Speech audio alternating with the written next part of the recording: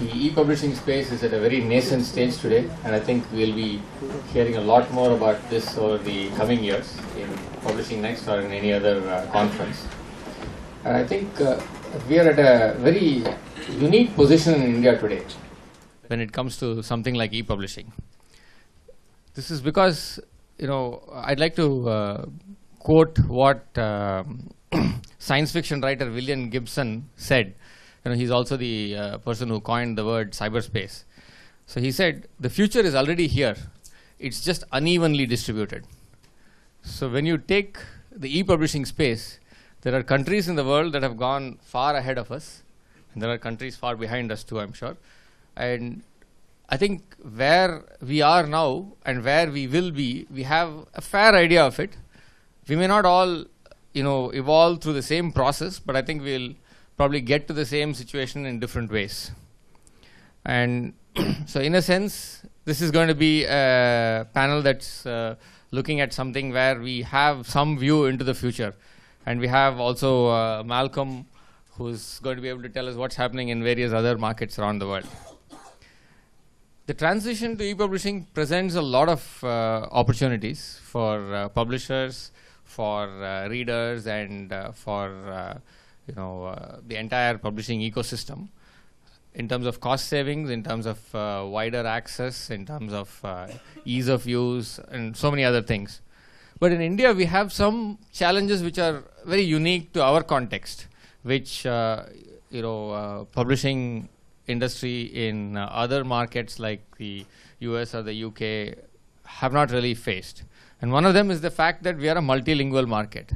And as Venki talked about in his talk in the morning, that means we have problems like fonts and encodings and input methods and the ability to read and write in all the various Indian languages if you want to have notes that you want to tag on to text and so on. And all of those are things that are unique to our context.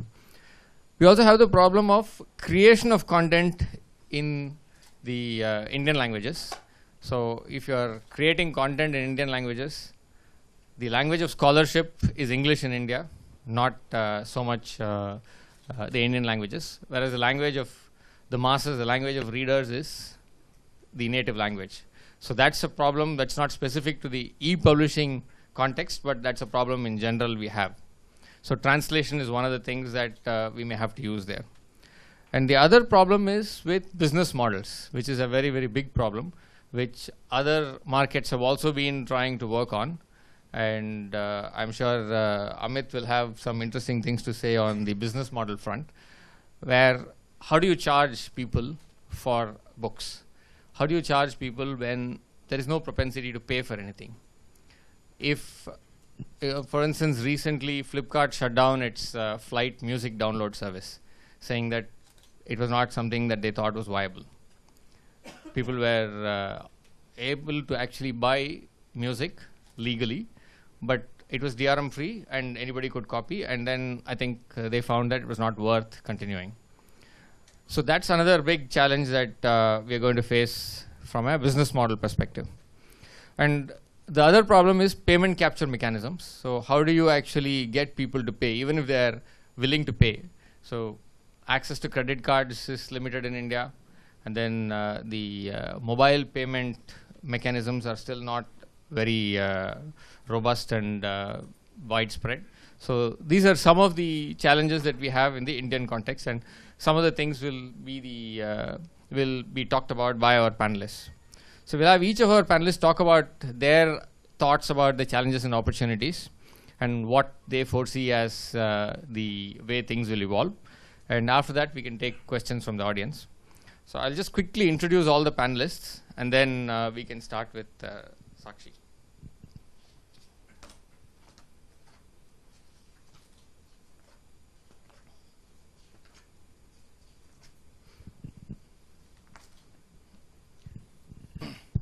Sakshi is an assistant editor or techno editor, as she likes to be called, at the digital media department in Dorling Kindersley, which is part of the newly merged Penguin Random House. So she is into publishing ebooks in various formats, developing apps, and producing digital content for websites. So she'll be talking about her experience in doing all of this there. Amit is the founder and CEO of Patterbus, a Bangalore-based technology startup who's focusing on the future of the digital publishing industry. He thinks that publishers have a lot to, think about in terms of how technology can help publishing, and he has some very interesting ideas. Ganesh Venkatesan is presently Director, Editorial and Publishing Operations at Reed Elsevier, and he has had many years of experience in managing operations in different industries, and has been head of his current responsibilities include the editorial and publishing operations for Reed Elsevier in South Asia.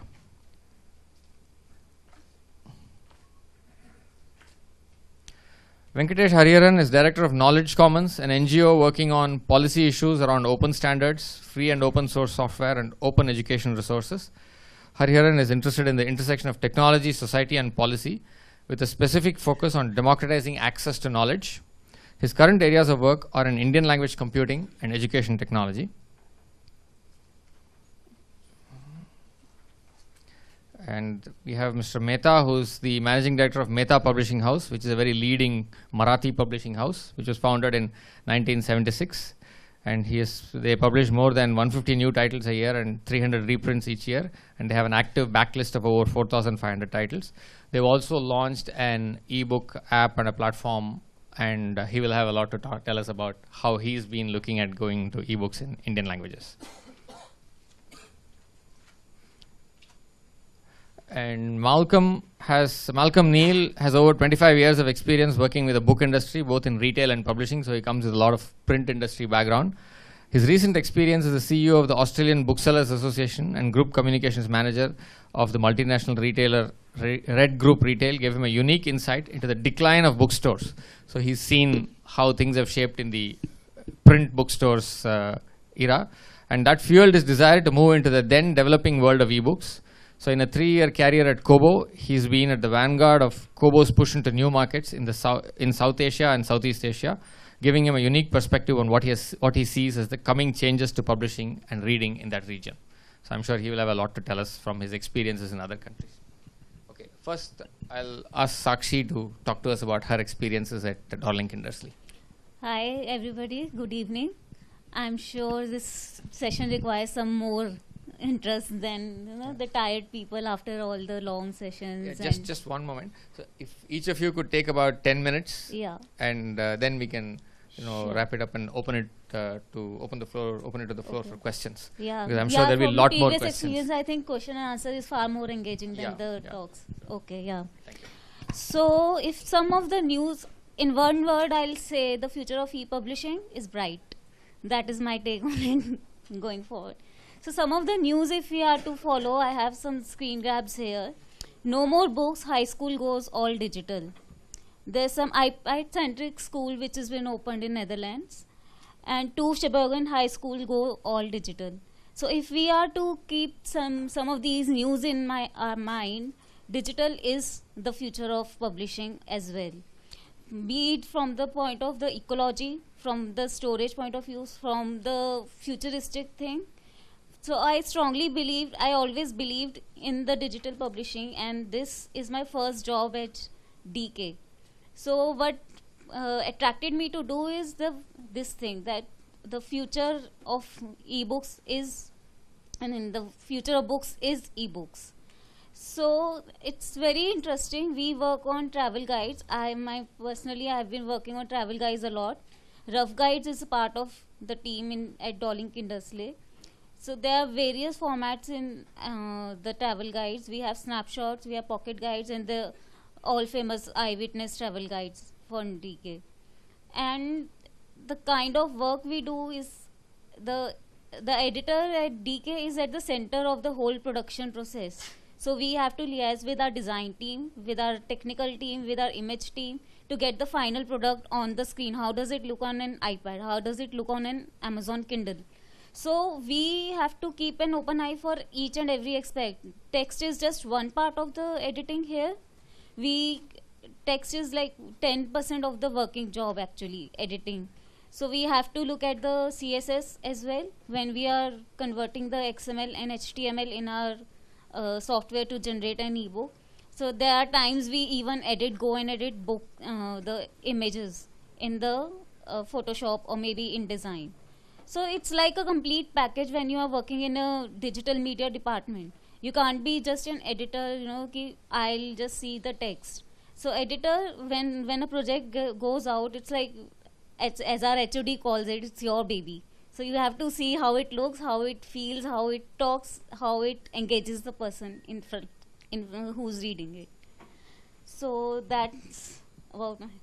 Now, when you are looking at this, what kinds of formats do you use, and how do you decide what formats you'd like to use? If you go to any of the rough guide sites, we have the ebook in all the formats now. It's PDF, EPUBs, and Amazon .mobi for Kindle devices. If we go by the market size, Amazon is the 80% market holder. So I'll say .mobi file is the most highest selling books. But with the Kindle devices, the problem is the e-ink is going.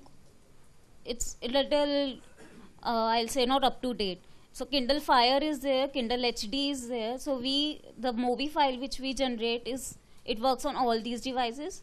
Then comes the EPUB. EPUB works on the iPad, of course. Then there's Kobo, there's Nook, and Sony Reader. So these are some of the and PDF, of course, on computers or on.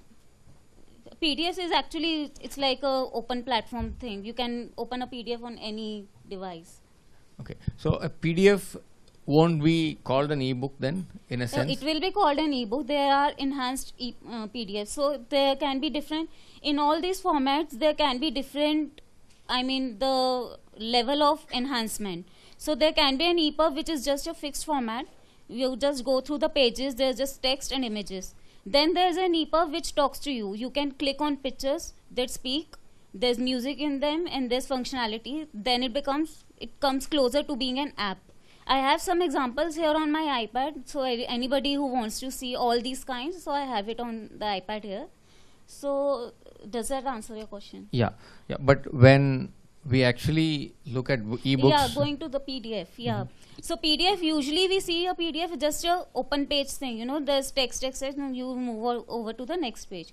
But even in PDFs, there's a lot of enhancement options which we do. We have just recently moved to Adobe C6. Using that, we can input a lot of functionalities in the PDF itself, be it the hyperlinks, be it the crosslinks between the pages, and some of the functionality of EPUB as well. But do any of the major book platforms like Amazon or Apple or Google use PDFs? Do you give them PDFs or do you give them EPUBs or what formats? It depends on the platform the deal is based. Okay. So that is something out of my purview to say. Okay. Because when we create an ebook, we create in all formats. Okay. So it depends on who the market as such. So Amazon will mostly see if it's for Kindle, they'll only take the Mobi. But if for the Amazon, the ebook store, they'll have all the formats for their selling as a retailer. Okay. And no. I don't carry EPUBs. Sorry? Amazon don't sell EPUBs. No. Yeah, so that's actually out of my purview to answer. Okay, fine. So we'll move on from there then.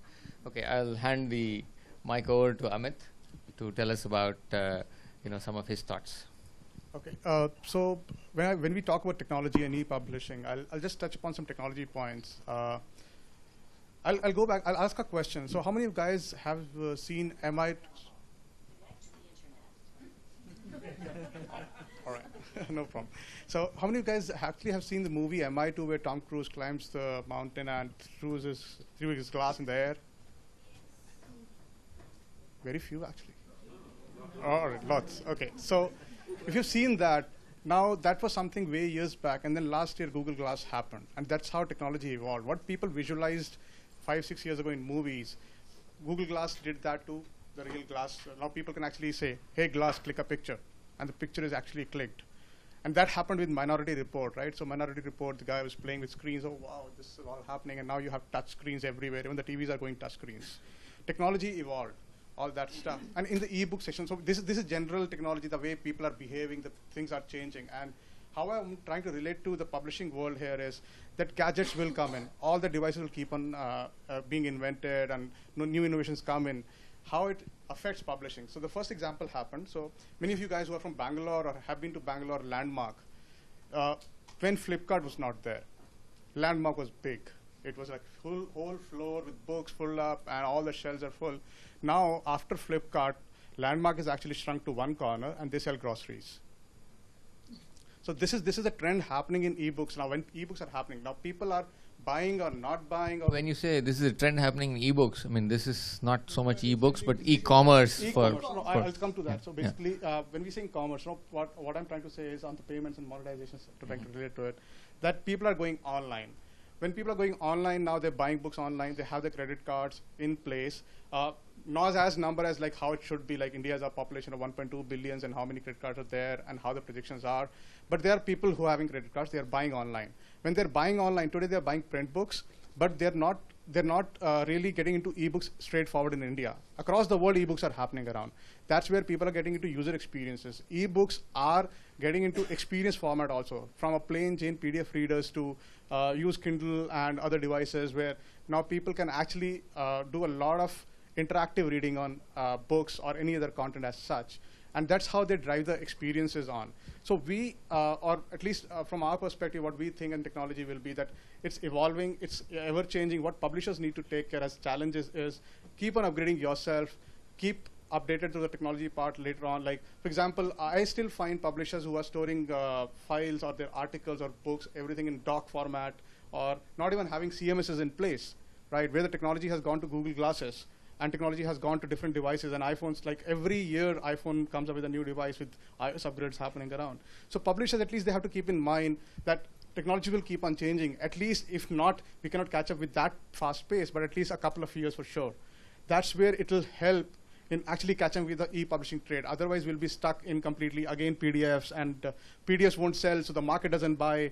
Because people buy what works. People buy when their wow factor is there, when the wow factor is there, when they actually experience something. And we don't say reading, we say experience. People like pictures. So if you have pictures in books, you have to show a slideshow of pictures. Why not? Show a slideshow of the pictures, whatever they're available. Show the captions. Show the source of the picture it is coming from. Let me take a very simple example. If the picture is having a personality in that, why can't you show some trivia about that personality? It's all engaging reading, and people are willing to pay for that experience on digital devices. And that's how we perceive the future. Okay. Now, when you talk about using all this fancy technology, the publishers would all be happy, I'm sure, to use all of this. But the question on their minds would be, show me the money. So what's there in it for me if I do all of this now? Am I going to see a surge in sales? What would be my cost in terms of doing this? And would there be any cost benefit in terms of investing in all this technology, going through all the learning curve of figuring all this out, and at the end of it, would I see some revenues? Yes. So let me ask another question. So how many of you actually believe that people will not even buy on internet, even if you sell ebooks or anything?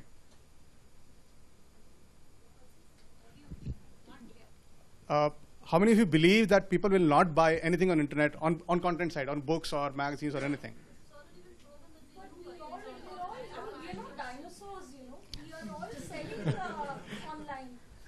No, so the question being raised is like the revenues part. So because when you believe that it will be selling online, that means the trend is going towards people are using more and more devices. They want to buy. The options, the way you present it, what to buy and what not to buy is the decision-making system. Yeah, but the question is not... People are buying print. Yeah, that's one. But the second thing is, when you say, when you're asking how many people believe that people won't buy on the internet, I don't think anybody disbelieves that, but the question is when. Okay, how soon? Now, is it going to happen tomorrow? Is it going to happen a year from now? Is it going to happen 5 years from now? If it's going to happen 5 years from now, then there is no need for a publisher to actually keep doing something right now. Okay, so let me answer it this way. So there's a projection on it available in government data which says by 2015 there will be around 370 million internet users in India. There will be a huge community of Facebook users by 100 million by that time in 2015. Now 2015 is just 2 years away.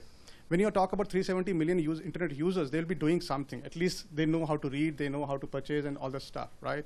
Now, when we come back to the question of purchasing or not purchasing, on technology part, what publishers should do today.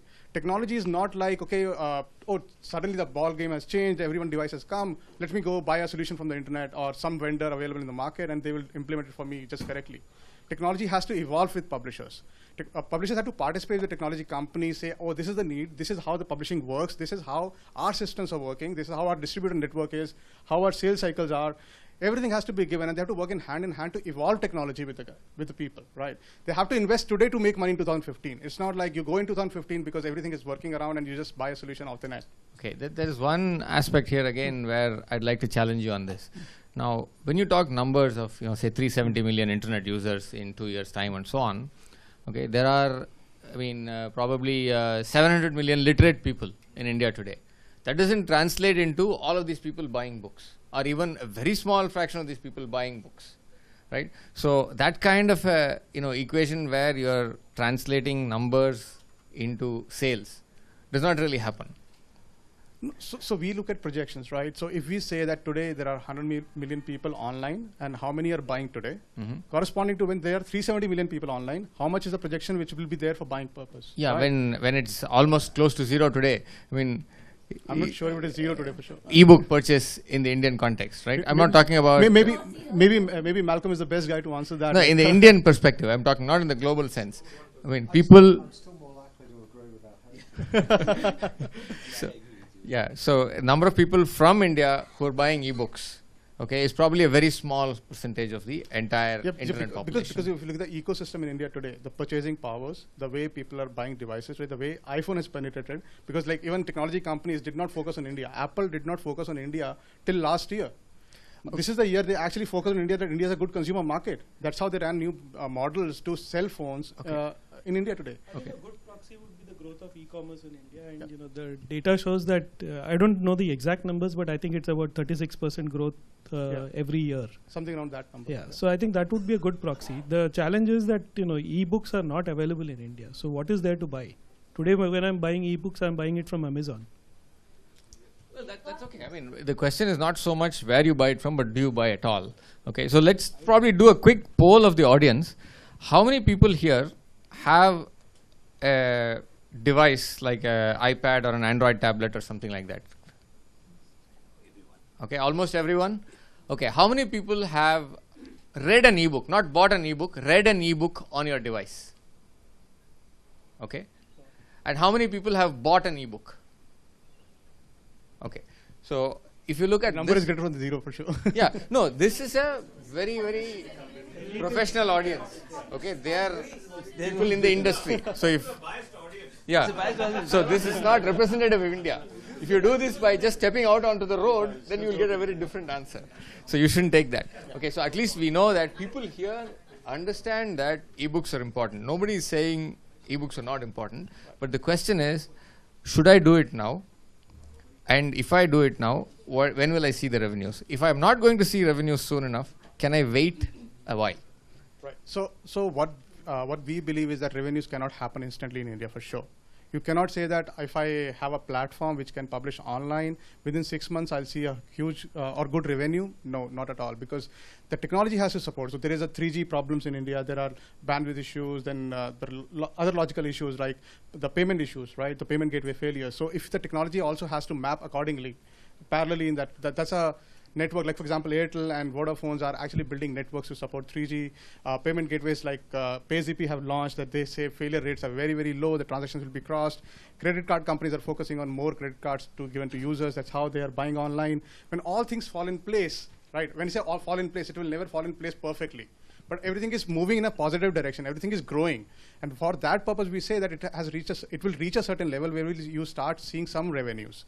Today, you won't see much revenues because most of the thing working in India, for example, if it is paid, people believe that content on the internet is free, right? So if a free book is available, most of the people are downloading those ebooks because it's free. Or somehow it's plagiarized and available and people will download it. They are not paying for it. because there is no challenge for them or it's easily available. Now, if we actually build systems, if we actually support that, okay, it has to be paid, we take, for example, we support authenticate and take the solutions and not make it available online, or we catch plagiarism and come back harshly on them, then we take care of the industry also on such. Yeah, we can't work aloof. We have to work with everyone in tandem. Yeah, I think what you mean is piracy, not plagiarism, which is quite different. Oh, sorry. Right? Yeah, Right. sorry. Okay. Yeah, just so that it's clarified. Now, I think in this context, one particular example from the past in India would be something that sets a perspective. Now, if you look at the growth of mobile phones in the Indian context, okay, mobile phones launched in India around 1995, okay, and for a good 10 years till 2005, the penetration of mobile phones crept up very, very slowly, and by 2005, we were still at just about 10% or so. But from 2005 to 2008, it exploded. It went up to about 60% or 70%. And then from 2008 to now, we are at 100%. We have more mobile phone devices or more SIM cards active than number of people in the country. So I think there will be a kind of hockey stick growth where you will be growing very slowly in the early days, which is where we are right now. And at some point, you will hit the point of inflection and you will simply take off. So probably the lesson that Amit is trying to say is to think about being prepared for that point of takeoff, so you're not scrambling then to try and do things. We will just add that, like the market, the way it runs is, we are not trying to say we are copying US or we are trying to run in the same way, because the user experience, the user behaviors are different in India. The only thing is technology doesn't happen in a day. You just cannot buy it. You have to run with the parallelism market. You build some things, try it out, fail quickly, maybe a typical lean funda on that, like how to do a lean startup on that mode, but fail quickly and see, okay, these models don't work. We cannot copy models from anywhere else. So evolve your own models according to your needs, and that's how you will learn on the technology part also. You have to be aware of technology, how it is changing. Yeah, okay, thanks Amit.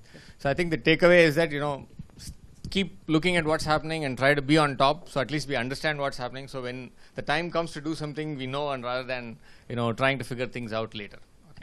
Now I'll hand it over to Ganesh, who's actually been working in the higher education space in India in terms of trying to provide digital content to undergraduates and postgraduates. And they've been working on some very interesting models, from not just converting books into printed books into digital textbooks, but many more interesting possibilities. So over to Ganesh. Yeah. I think where we are coming from, I work for a company called Elsevier. Elsevier is the world's largest publisher in the STM field. What I would be speaking about would be of experiences specific to the scientific, technical and medical publishing field, which may be quite different from the standard books or storybooks kind of market. So apologize in case I come headlong against you.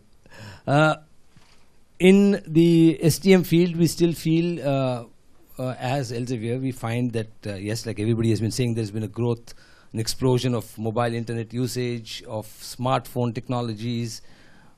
But how much of it has really come down? If we look at it in the global perspective, in US, for example, 80% of the doctors who work, or 80% of the students who go into colleges for studying medicine or engineering, they prefer to have an iPad and work on the iPad and work on the applications from there. In India, we don't. We primarily still want to go for the textbook, and thank God, God forbid, and pardon any professors, but most of the professors come back to the students and say, for this semester, just photocopy chapter 1, 3 and 5, and that's what we'll do. Sorry, but that's exactly the truth. I mean, that's the word. So in such an environment, we have found that, at least of experience, that converting a full book, a Gray's Anatomy of a couple of thousand pages or letters, completely into an e-format and delivering it straightforward to as an application on internet or whatever, really doesn't make sense, because what seems to be happening is people don't seem to understand, they just buy it or they just go to the library and refer it. And 90% of the problem that we face in India is most of the students join courses to get the degree. So their main aim is to run after answers, give the right answers, get the marks, get the certificate, out you are. The acquisition of knowledge therefore becomes secondary. That's what we've been seeing. So what then we've decided to do is, okay, if that is the case, then why not instead of producing full textbooks, why not produce content as e-learning content aimed for that graduate school, for that student in physiology or pathology or things like that, and create it as an e-content. We tried at first with an app called the Physiology app, which we put on the Android platform about a few months ago. 15,000 downloads. I did not know that there were 15,000 physiology students in India, because the number of seats is only about 7,200 or something. This So is there was- available open to the retail? Yes, yes. or- Then when we went across and we did this search from the back end, we found 50% was outside of India. Most of them were from Australia and from other places. And we were surprised, saying that, okay, here's a company which has produced a content in India, developed an application in India for a high-end educational area like physiology, which is a specialized branch in medicine.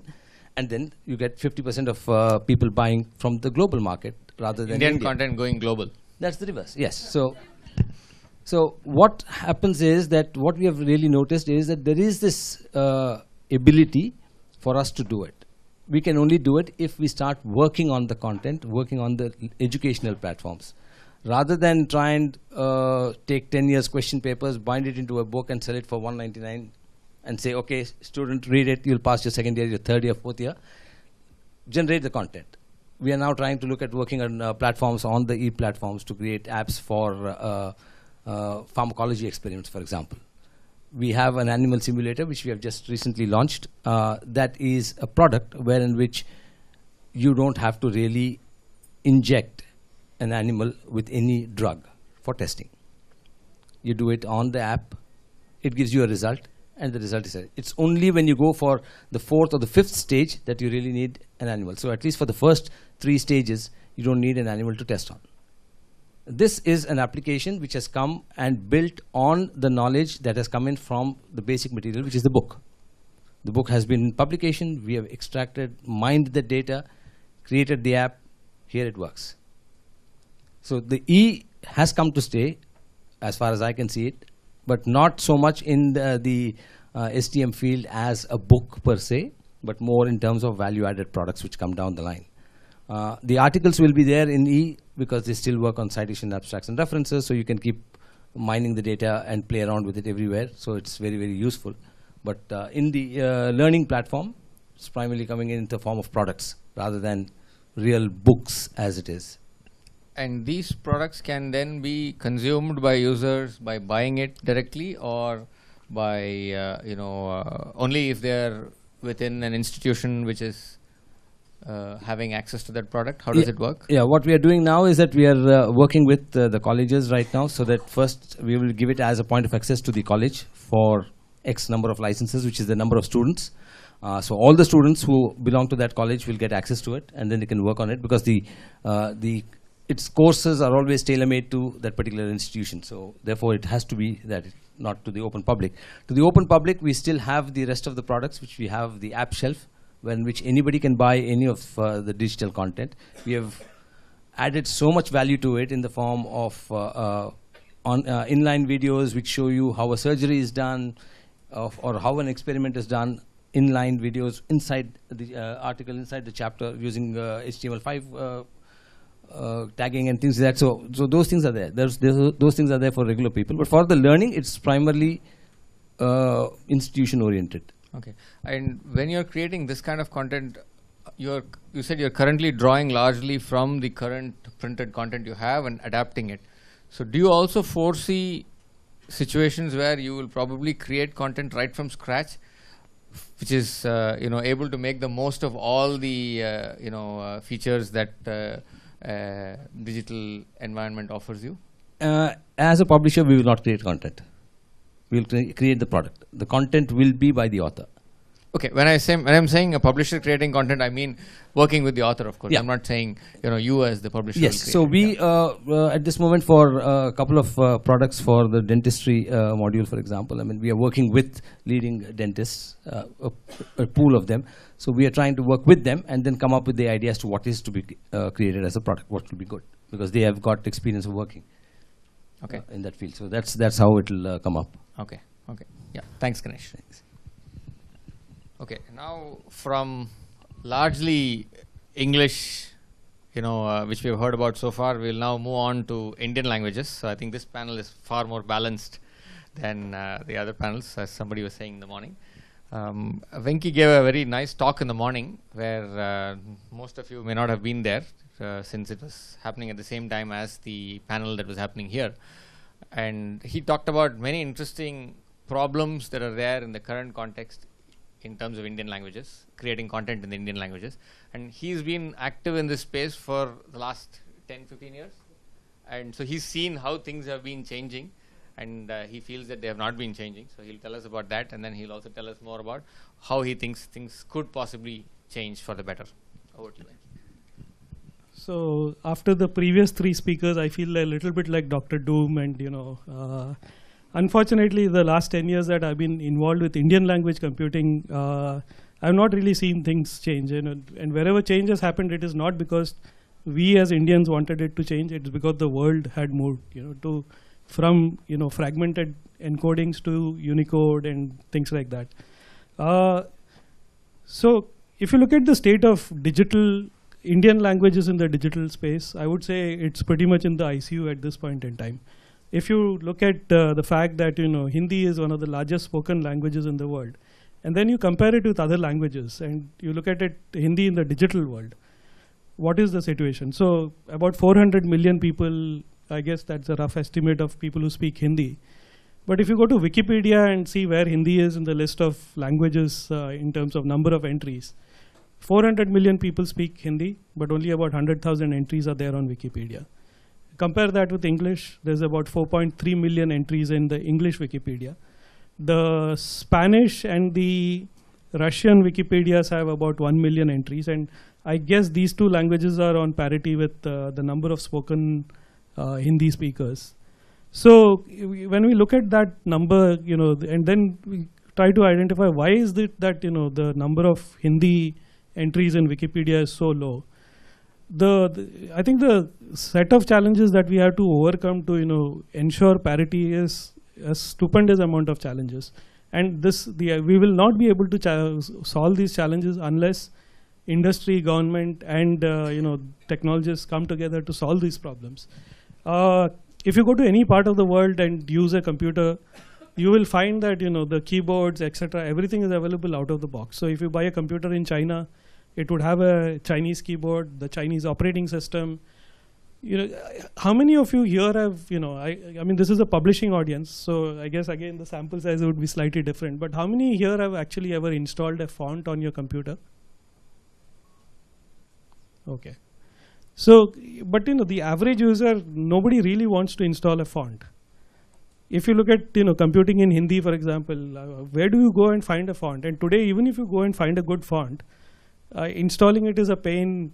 For identifying what is a good quality font, that's a pain. So I think it's a huge amount of hurdles, and the only way to solve it is by taking an ecosystem kind of an approach. And this is where I think the publishers really need to step up and change the game, because for a publisher, for the last few months we've been trying to look at how do we create a high quality Indian language Unicode open type font.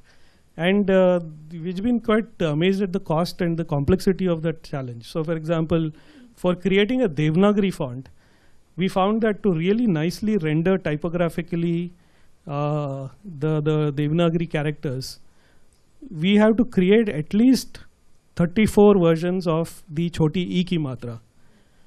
So the complexity of Indian languages is such, but it can be sorted out. If the Chinese can sort out their language, which has got about 65,000 characters, we can pretty much sort out the Indian Devanagari and other alphabets, which are about 2,000 characters at the maximum, maybe 3,000. So the number of glyphs, etc., that we need to render Indian languages properly is fairly complex.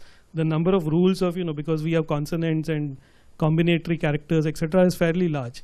But this is not problems that can be, that are not insurmountable. These are problems that can be sorted out. But where is the cohesion and the, the organizational endeavor? And I think one of the issues that I had brought up and suggestions that I had made is that the publishing community should really come together and work as a collective to solve this problem, because this is a common problem for all the publishers. The lack of good quality fonts, the lack of input methods, the lack of, technologies. And I think the government also has a huge role to play. I'm told that for popularizing Hindi alone, the government has a budget of about 400 crores. If you look at the technology development in Indian languages group at the Ministry of IT, they have spent close to about 40 crores. That's what I've heard. But where is the utility of that 40 crores? How many Indians have actually benefited from that particular technology that has been developed? So we build software for the rest of the world, but we do not build anything for our own people and our own country. So I think my bottom line, I think the suggestion is that, I think we really need to kind of take this on an emergency basis. In the next couple of years, what is going to happen is that we will have 3G networks, Reliance and others will come up with their 4G networks at 50 Mbps or 100 Mbps. The National Optical Fiber Network wants to put broadband to the villages at about 100 Mbps. So the technology scenario is going to change dramatically. The number of tablets that has been just completely shooting up. So the devices are coming into place, the bandwidth is coming into place, but where is the content? Where is the content in Indian languages? So I think that's something that we all need to address collectively on an emergency basis, and it has to be done on a mission mode kind of a manner. And we need to get the industry, we need to get the government, and we need to get the technology community to work together in this particular issue. I would like to add to the fonts issue. Yeah, sure, go ahead.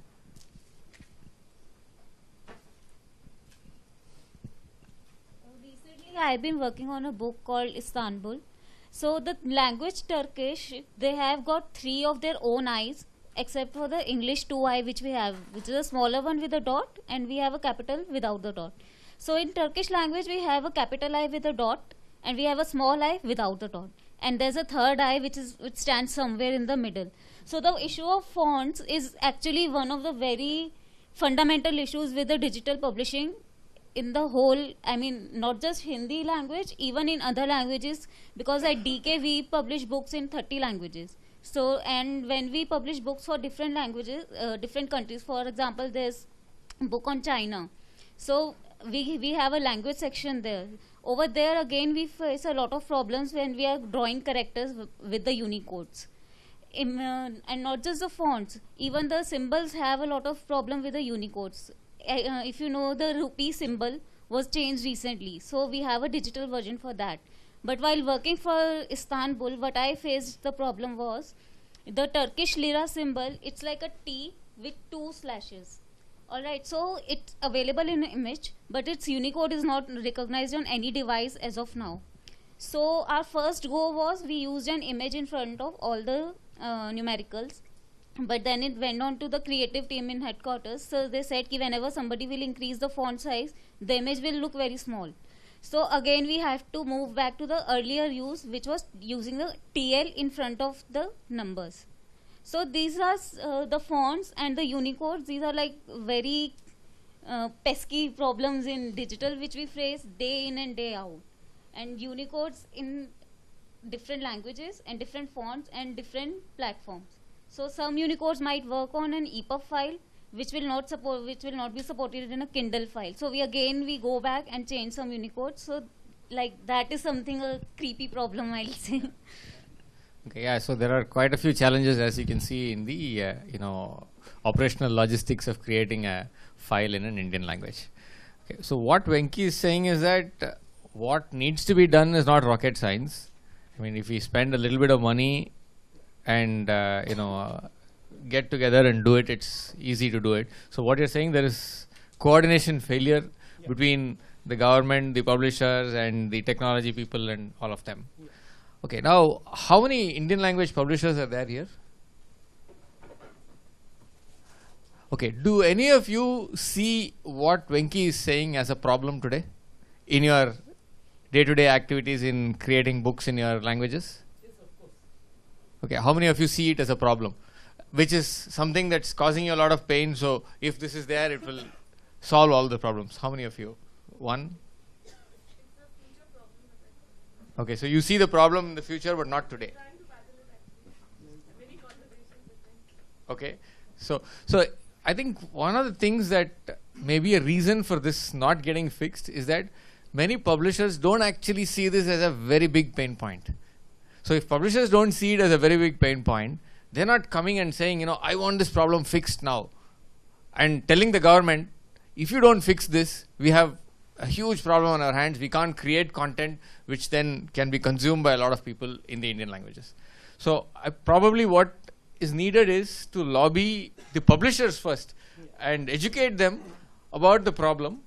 And if many of the publishers are actually not aware of the problem because they probably outsource all of this to somebody else, and then somebody else deals with the typing, the pagination and all of that, and then only gives a print-ready PDF to the printer, so the publisher never sees all of this, then we have a big problem. That's wrong. It ultimately comes to the editor at the digital department to see how what the outsourcers have done, and then it goes on to the market. Yeah, we are talking Indian languages now, right? Demand for e-books for Indian language.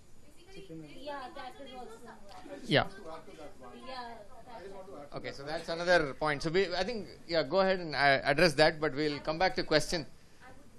Okay, we'll come back to that in the Q&A, so I'll remember that. So just, Yeah. I'll just say that it's a demand supply game because publishers are not focusing on this problem, so the demand is not getting created. When the demand is not created, there is no lobby, so there is no pressure.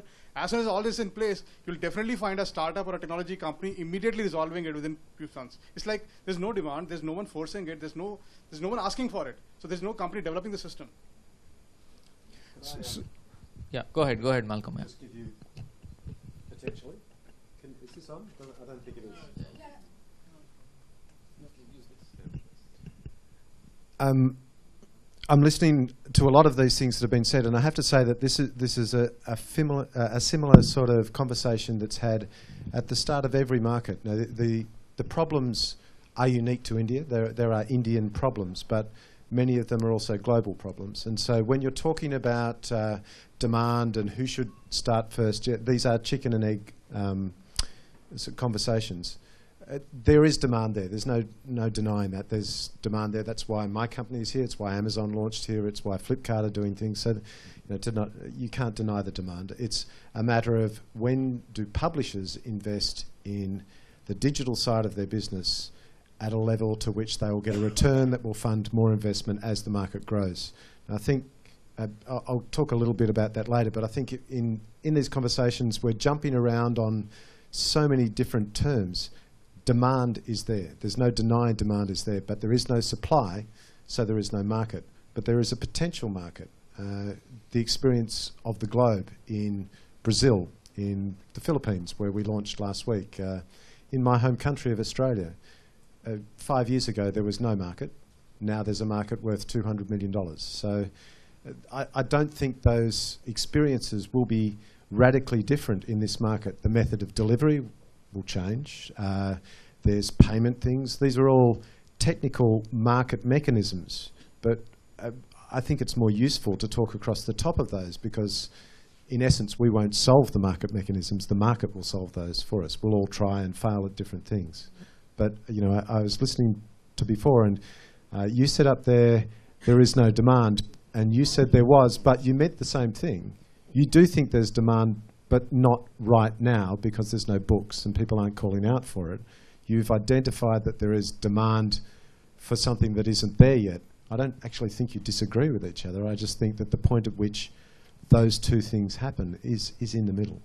Yeah, I think that's a very good point Malcolm's making. Go ahead. Amit made the point about, gave the example of Google Glass. And having worked for a company like Google, I think one of the most amazing things I always found about this company was the ability to visualize the future and say that, let's go after that particular goal and, bet big on things. And I find Indian publishers, well, let me be blunt, I think, I find that, Indian publishers are pretty much like, the children on the side of a swimming pool and wondering whether I should jump in or not. In the next couple of years, if we do not invest, if we do not make this happen, then, I think, absolutely. And if you look at, companies like Amazon, etc., when they started off with their business models, so many people laughed at them. But I think that, that really is the difference between a great company and an also-ran. Either you kind of surf the waves or you let the waves wash over you. Yeah, I think what Malcolm said is that the future is already here. It's there in many other countries. So it's not that there is no demand. in all those countries, there was a time when there was no demand, but in a very short period of time, it has exploded and it's growing still. So I think that same thing is probably likely to happen here, but we don't know when exactly that tipping point will be reached. And when it's reached, we probably need to be prepared for that and prepare ourselves to get there. Okay, now Venki talked about all the problems with Indian languages and why publishers are not doing anything. But then we have on our panel a publisher, an Indian language publisher, who's not bothered about all these problems. He's actually gone ahead and started creating ebooks in Marathi and has started making them available. So he'll tell us about his experience in figuring out how to go about it, why he decided to do it now, and then what he's been doing and so on. Mr. Mehta. Hello, everybody. First, I will just show you the ebooks which we have prepared. Is there a way to project it onto this?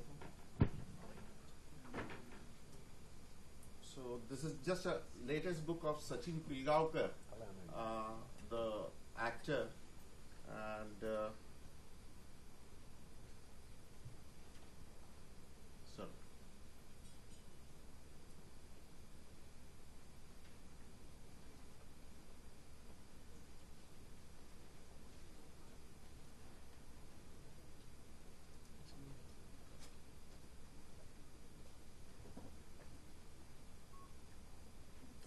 I'm sorry, but this has been done.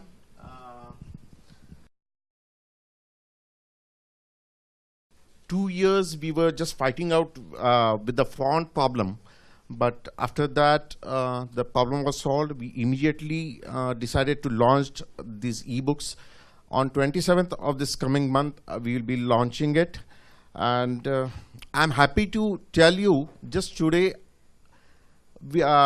on Sunday we had given an ad that we are launching the ebooks at a venue, Hotel Deccan Rendezvous, with the capacities of around 200 people.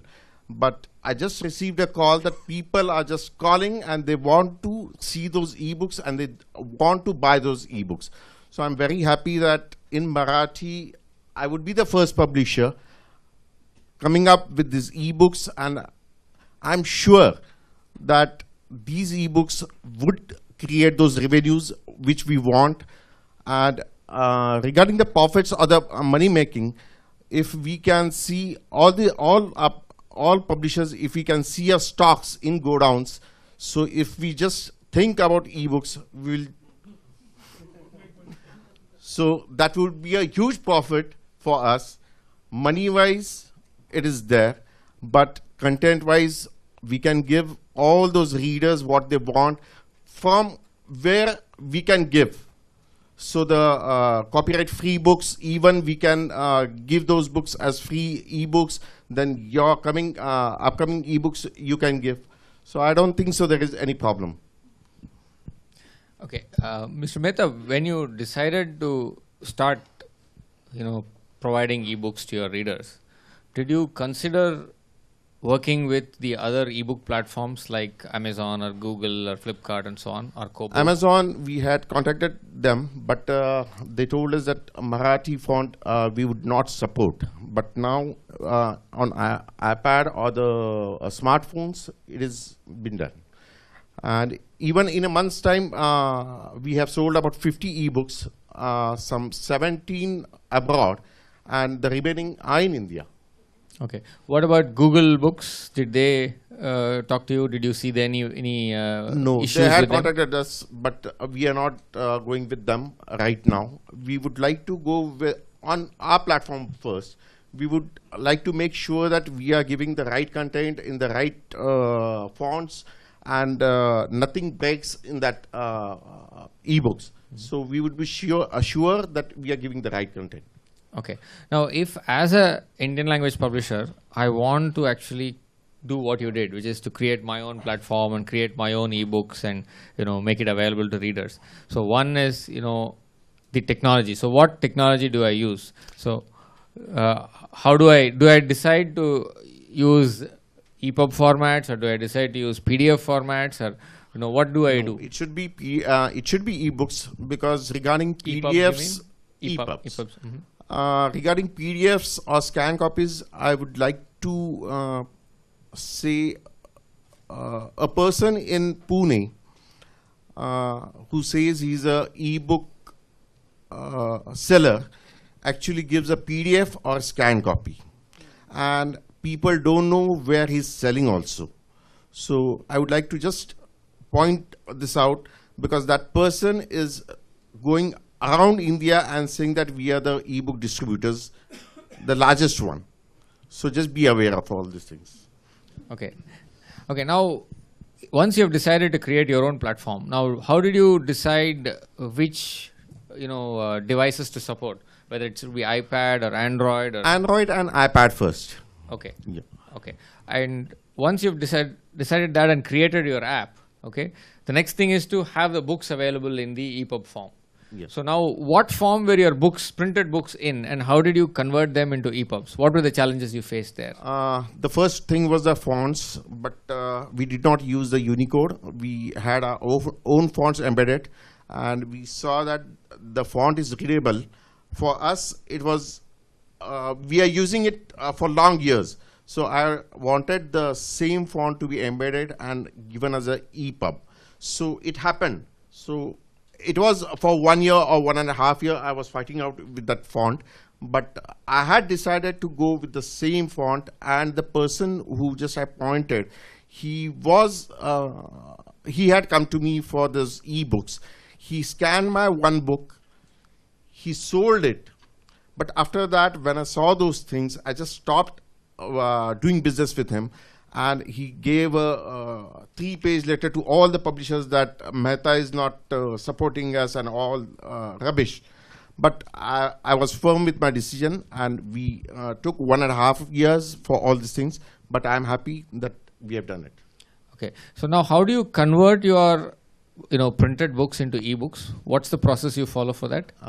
That is a technical thing which I just cannot explain. But Okay. I have got some 6 to 8 people working in house for all these things.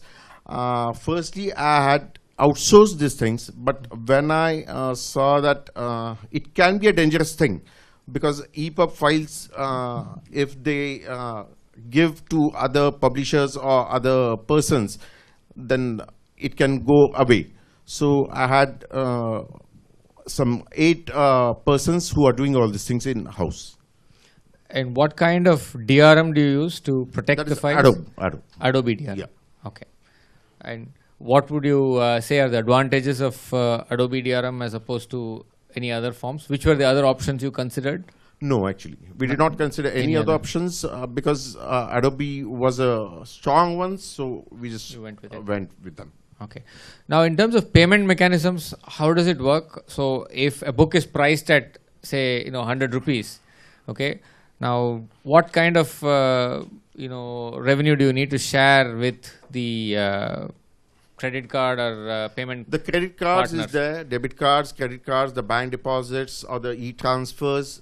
We do all those things, and the EPUB is downloaded. Okay. So, what out of the 100 rupees, how much do you as a publisher get after giving away whatever it is, like the trade discount to a seller? So you have to give something to Apple or to Google for. Yeah. For that, we have increased the prices of the book by 50 rupees now. But I have decided in a year's time it will be flat 99 rupees. So you're saying all books will be priced at 99? 99 rupees. Okay, that's I very want interesting. just because these books should go to the remote places. The people who want to buy the books, they can buy, because when we say about piracy, it should go. The people are buying the books at 50 and 100 rupees on the roadside. So if the EPUB or the ebooks are being given at the lower price, I think the EPUBs will not be pirated. Okay, I think that's a very bold and courageous step he's taking. So we really wish you well with that. It's a very good experiment, I think, to try out. Yeah, yeah. You can see.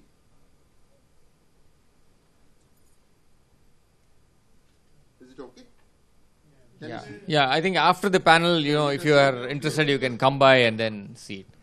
Okay, now I'll hand over to Malcolm to tell us about what is happening in the other markets and learnings that he thinks we should take away from them.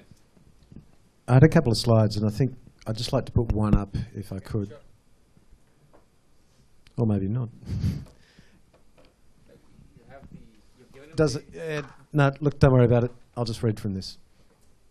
So, in essence, I wanted to tell you what Kobo was so that you knew why I'm saying the sort of things that I'm saying. No, don't worry, guys. We're good. Way ahead of you. Yeah, go ahead. While they're talking. So, look, Kobo is the world's second largest e-tailer of ebooks. So, in terms of the market, Amazon is the big player. They make up a touch over 50% of ebook sales around the world. In terms of e-readers, we make up 25% of all e-readers sold. Gives you some sort of numbers. In some markets like the US, Barnes & Noble have a big enough market share to make them a global player, but they're not available anywhere else in the world, with the exception of a small UK experiment. Kobo was created in 2009 out of a bookstore, Indigo Books. And actually, if you just want to leave it, because I'll just talk without it, that'll be distracting. So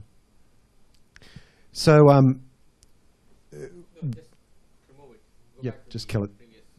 So we were created in 2009, and our investors were an Australian book chain called Red Group, who also ran bookstores in New Zealand and Singapore, and they owned the Borders brand.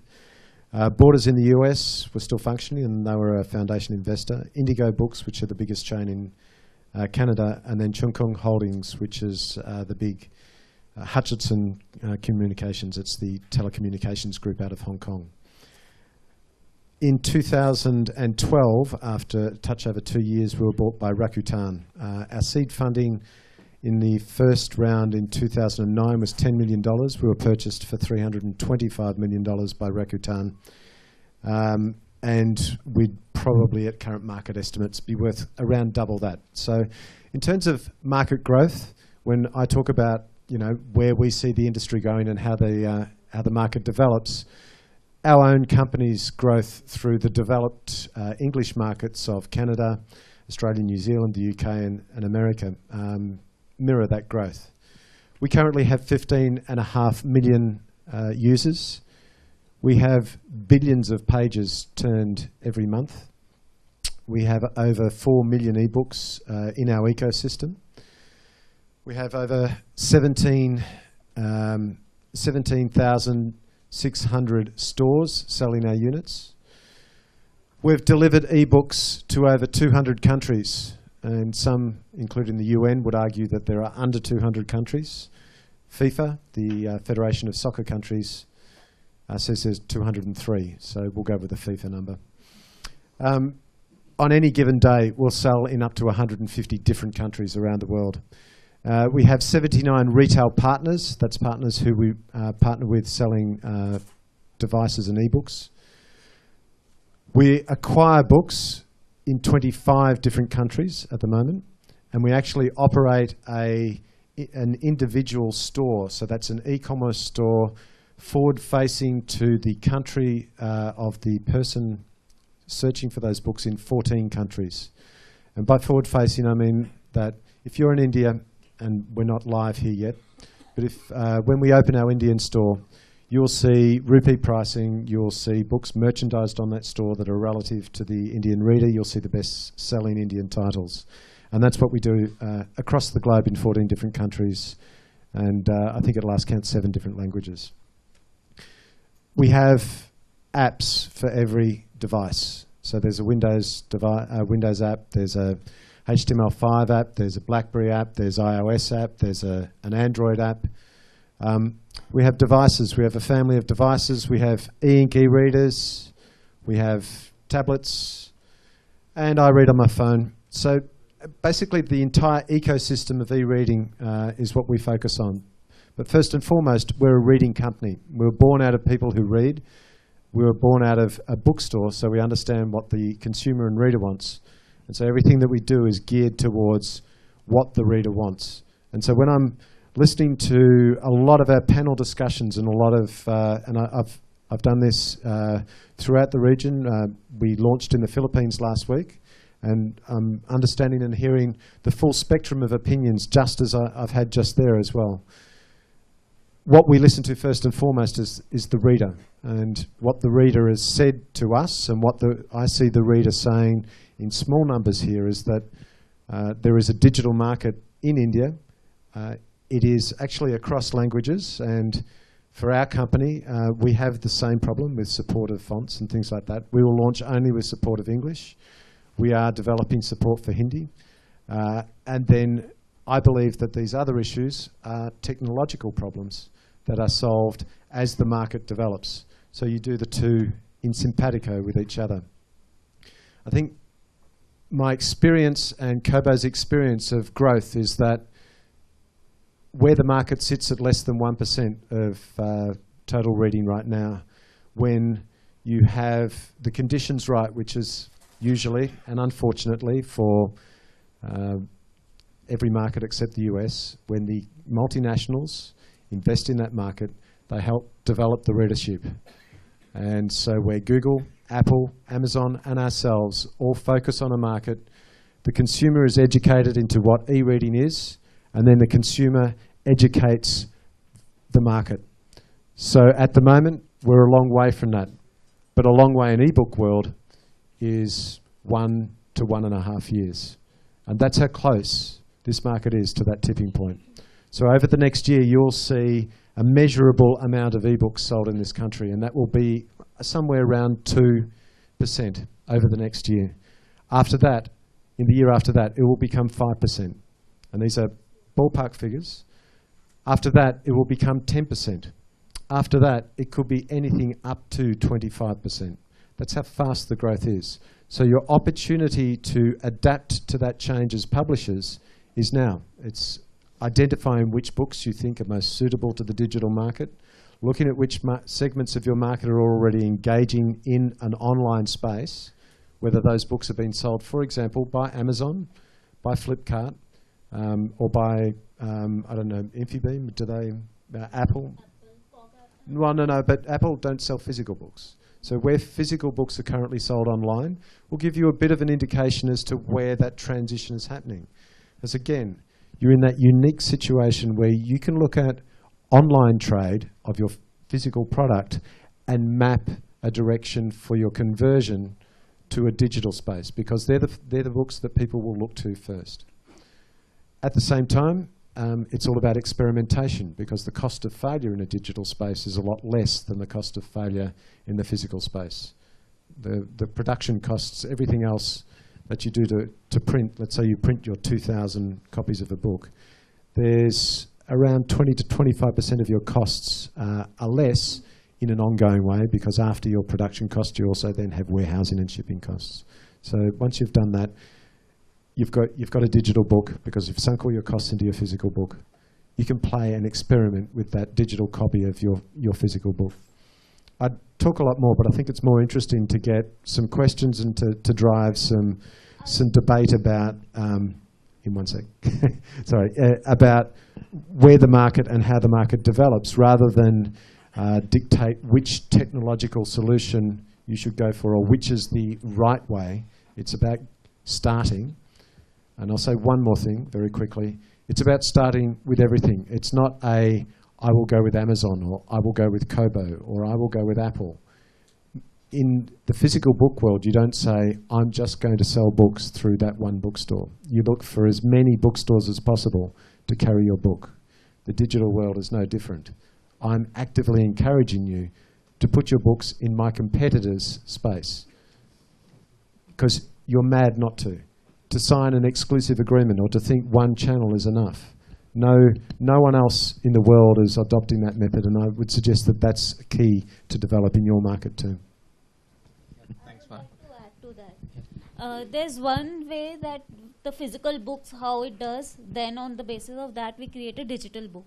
But at a company like DK, we experiment with a lot of formats. So there's a format which is called snapshots, where what we do is, suppose we have a country guide, India, and we pull out a chapter, Delhi, and we make a snapshot of that, which is an ebook in itself.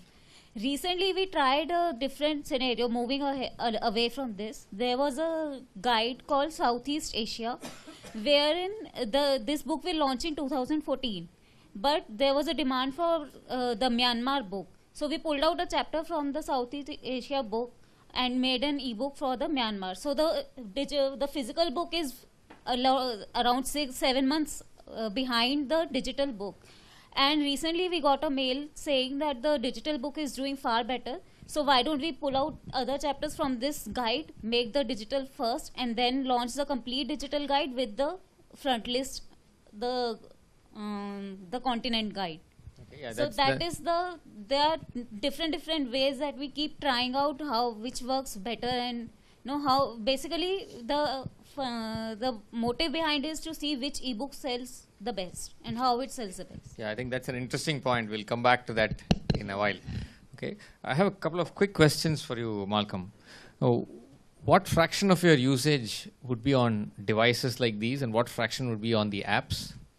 So in this market, I'd suggest that fraction is irrelevant because of the penetration of smartphones. I think that there's a huge appetite for that.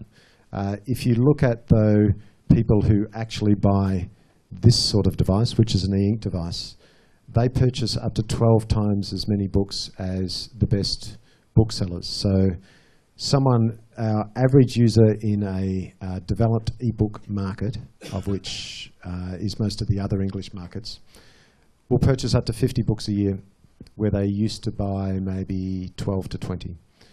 Printed books, you mean? Printed books, yeah. So there is a multiplier in owning an e-ink e-reader, because someone who's made the investment in a single-use device will obviously want to get the best investment out of it. Now, I think I've been listening to everyone, and I've been coming here for the last sort of 9 months to a year.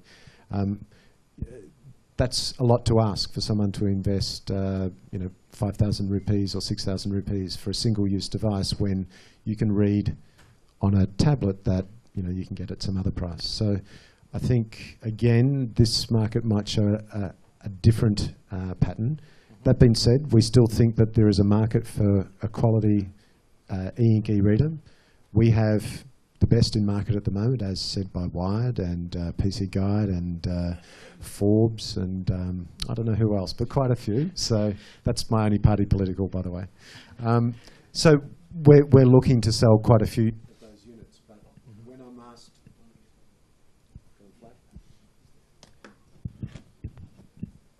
I'm deaf to technology.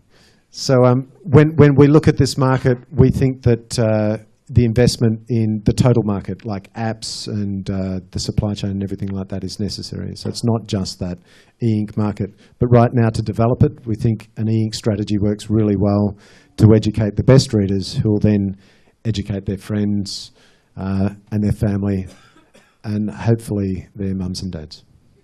Okay. Yeah. The other question I had was, what fraction of books on your store would be non-Roman scripts? Do you have any books that use non-Roman scripts now? Yes, we do. We support Japanese language.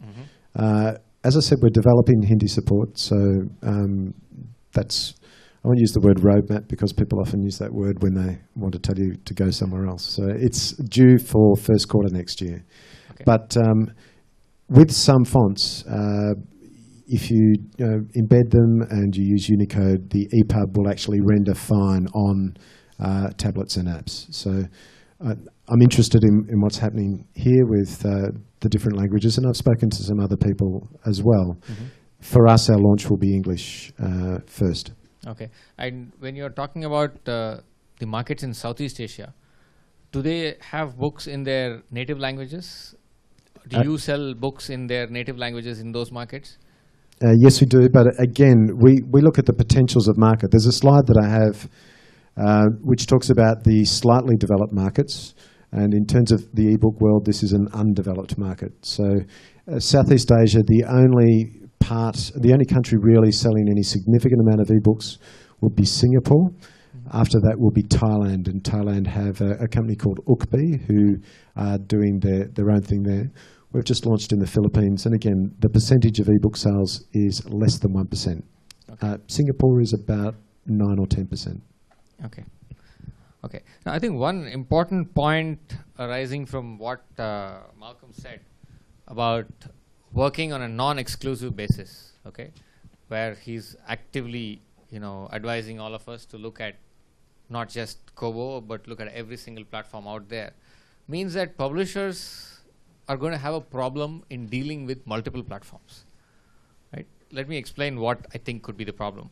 Now, if I as a publisher have a file that I create, and then I have to now first sign an agreement with, say, 10 different people, and then I have to supply this file and the metadata to all these 10 different people. And the way in which it will work is that I have to go to each of their websites and then put in the metadata and then upload the file. So let's say I do this once, and then let's say I discover that there are some errors in the file.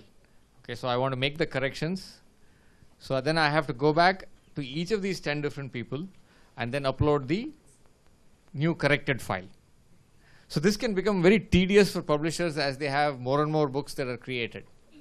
So would there be room for somebody like a e-distributor? And do you see such animals in other markets? So what's the experience there? Somebody to whom every publisher could say, I will sign a contract with you. You sign a contract with all the 10 different platforms. And then I supply one file to you, and then you will then supply the file to the others. So let's hear from Malcolm first. So yes, there are, and every market has them, and those that don't develop them. I've just come from the Philippines last week, and there's, interestingly, is called Flipside. Apparently Flip is a fun name for the digital world. And that company I worked very closely with, and they also supply all the books to Amazon and Google and Apple. Because you're absolutely right, filling out metadata templates. Hands up, who knows what Onyx is? So that's about 1/3 or 1/4 of the people who normally put their hands up about ebooks. So Onyx is kind of like the standard language for transmitting metadata. Hands up, who knows what metadata is? That's much more comforting, but there's still a lot of hands down. Metadata is all the information you put around a book so that when the book appears on a website, it appears in the right website, in the right space, at the right price, with the right information around it. These are all problems. In India, I work with a company called 9 Stars, and I'm open to others, anyone who has the technical capacity to do exactly that, because as publishers, there are different levels of publishers with staff. It's quite expensive to train staff to perform just this one task, and there are already people there doing it who will do so for usually quite a reasonable fee. So, yeah, the Ingram Content Group are a massive global operation who do these things on an international scale, as is the Faber Factory and things. That they charge at that level too, so that's a gold level service, which is probably why you use them. Yeah. So would you actively encourage all publishers to come through such an intermediary when they want to list books on Kobo, or would you want them to do deals directly with you? I'd actively encourage them to talk to me first, and I could help them gauge what it is that they should be doing, because we also have a self-publishing portal in which you can upload a PDF or a Word document or an InDesign file, and there's an automatic EPUB generation. Now, it's not great, and you should still do editorial on it, but if you really want to get started, you could do that today and be selling on our system tomorrow. It's that easy. My mum could do it, and my mum hates automatic telemachines. So. Okay. Arpita has a question relating to this. I was just saying that I think the whole point of ebooks is to get out of the distributor trap in our country. I mean, at least as an independent publisher, I don't want to go through yet another person yet again, because very often what has happened in mainstream publishing. What's happened in mainstream publishing is that it's become a hierarchy. I mean, if you don't go through a distributor, then you're not going to be taken seriously. And that game has changed, thankfully, with ebooks and self-publishing. So, I mean, my only concern, about this is that while you're going through such an intermediary to get your technical sorted, the liaising should really be with the publisher directly. That's. Yeah, you can go ahead. Well, I'll just talk because I'm used to projecting. So, okay. So, what we actually do at our company, and I can't speak for other companies, is that even if you're using a digital aggregator, you still, as the publisher, talk to Kobo, because we've employed a merchandiser who is in essence a bookseller, and we will have a publisher manager. And so all your interactions around your promotion and around the business of selling your book occur with your digital partner, Kobo. The actual nuts and bolts operations side is what I'm suggesting people get involved in. I think that as publishers, you should be actively involved in the marketing and the sales of your books, because we describe Kobo, even in its current iteration, as the world's smallest airport store with the largest back room. So there's room for 100 books on the front page, and there's another 1.4 million as you click in back through the back of it. So we're still relying on you, the publisher, to market your book, to talk to your networks, to use blogs, Twitter, Facebook, print flyers, mention where you can buy that book on your website when you're talking in public. Every channel you can think of to market has suddenly become a sales channel, because with the proper linking to all your retailers, it's just one click away. So where at the moment your marketing relies on people to remember your title when they go into the bookstore, or to make an actual trip into that bookstore. In the digital space, your marketing also has a sales component, because you should always attach a link to the point at which that book can be bought. Yeah, I think just one moment. I think what Malcolm is saying is, if I'm right, a publisher does a contract with you, yes, and then you simply tell the publisher, send the file to him. Oh. Is that what you're saying? You can do many different things. So you can do that, or you can sell your books through an intermediary who will manage all of that for you. What I'm saying is that, you know, we don't make that decision for you. We provide you with all the information necessary to make that decision. We don't care how you get the book to us, and we don't tell you how to select that book, how to write that book, but we'll do everything in our power to help you sell that book. And if the book's really interesting, we'd also like to know about it, because we like to read books as well.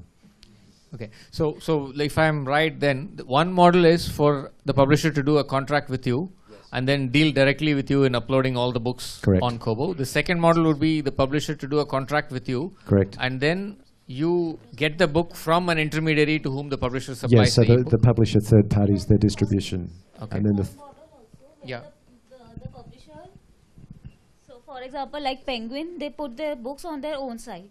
So there's actually no third party involved at all. We create an ebook and it's on the Penguin. But you're sorry, but you are still selling your books through the distributors as well. So that's in addition to what you're doing already. To that model. Yeah. The other model is that it's directly available on a DK site or on a Penguin site. So Penguin and DK are like together. So on a Penguin site, if you are going, so there's no intermediary involved. The only price which is, it's a book. Can I just speak to that? Can I just speak to that too? On DK site.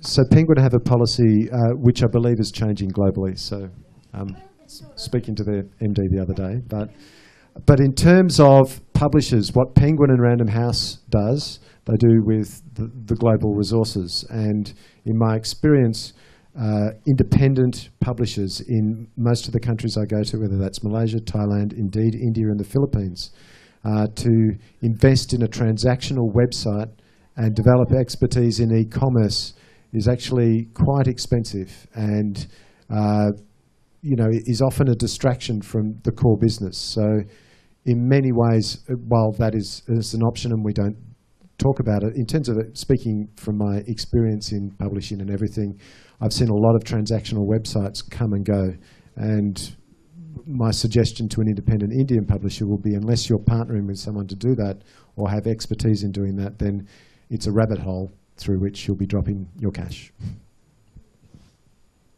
Okay, I think thank you all the panelists for an excellent session. Now I'm opening the floor to questions, so we'll take all questions. So we'll start with you.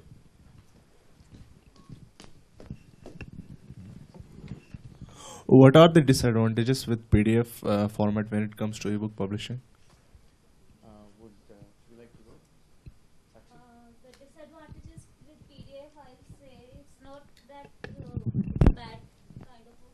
but the interactivity compared to other ebooks, for example, EPUB or Kindle, are far less. For example, in EPUB, we can make an enhanced EPUB, which is almost closer to an app, or in fact is an app. So there's a lot more interactivity. There can be a video embedded in an ebook, and there's the quizzing part can be there, which is like live. So PDF is the options of enhancement in PDF is quite limited as of now. What we are doing at DK. So I will say there's no disadvantages, but the EPUB has some advantages. Can I just quickly speak? One more point there would be the fact that you can reflow text in an EPUB, which you can't do. And the PDF is actually a fixed format, but the EPUB is made out of an XML and a CSS. So XML can be modified as per your needs anytime, and it is platform free. So you can use the same EPUB on iPad or Sony Reader or Kobo, for example. Thank you. Yeah. I was actually going to suggest too that most global platforms are moving away from PDF support. Yeah, PDF is almost, it's like the old style in ebooks. Is PDF not supported by all devices? I am not capable to answer that. I think Malcolm can tell us whether you would accept PDFs. So we won't accept a PDF, and I think you'll find in maybe forward, 2-3 years' time you won't. Yeah, well, there you go. So. The problem, I was talking to Pratham Books, and I think the challenge is that if you try to license it to different players, you will have to again rework the PDF again and again. So with an EPUB, you don't have to do that. There is a technical part to PDFs, like let me say, if you want to render on cell phone, is it working? Yeah. So if you render on cell phones or iPads or readers, like, so PDF, for example, images have to be displayed nicely. Now, what the image quality is going in PDF, it won't be working on all the devices as good as it is. Whereas you use all the flexible formats, whether it's XML or EPUB or any other format which is digital, you can actually reformat the quality of images. You can actually have 4 types of images. For example, you can say if this is a phone device, use small one. If it's an iPad, use a bigger image. You can all control the quality of the whole magazine or a book. In that case, because that's an experience to the user again happening around. Users are paying money for that. Yeah, and it's an important point you just made is that users aren't reading on just one device. In our experience, 95% of people read on more than one device. Yeah, and reading a PDF on a device this size would be very difficult. You'd have to zoom the PDF out, and then you'd have to keep moving left, right, up, down, and then that's just too tedious. Next question. Yeah. On a basic EPUB, reflowable EPUB, you can increase the font size even if it doesn't have images or anything. So that is one of the major disadvantages as well. Yeah. Okay. One sec, I'll have to ask you all to speak on the mics because the recording is not coming. But then you're knocking out Indian language. Actually, what I'm going to say is something in response to what Venkat mentioned about fonts. Now, although I write primarily in English, I also write in Bengali and Hindi. I discovered a font called Obro in Bengali about 4 years back, which is wonderfully simple to use and totally uncomplicated. And within a week, I found that I was able to write the manuscript in it. Now, what I want to suggest is that that Bengali has as many matras as Hindi, but to date, I have not been able to find a Hindi font which is half so simple or at all, which at all works for me. And I've been wondering why they can't adapt something like this, like Obro has done. I know I would write much more in Hindi if only I could find a font like that. So I wonder if that's a Unicode font, and the reason that a Unicode font is important is because if you have if you're creating the content with a Unicode font, what you're creating and uploading to the web becomes searchable. So I don't know what I'm. That's how I send it to the publisher. I type it out in there. Sorry, somebody said. Just adding to what you're saying. Yeah. Even if what you're writing.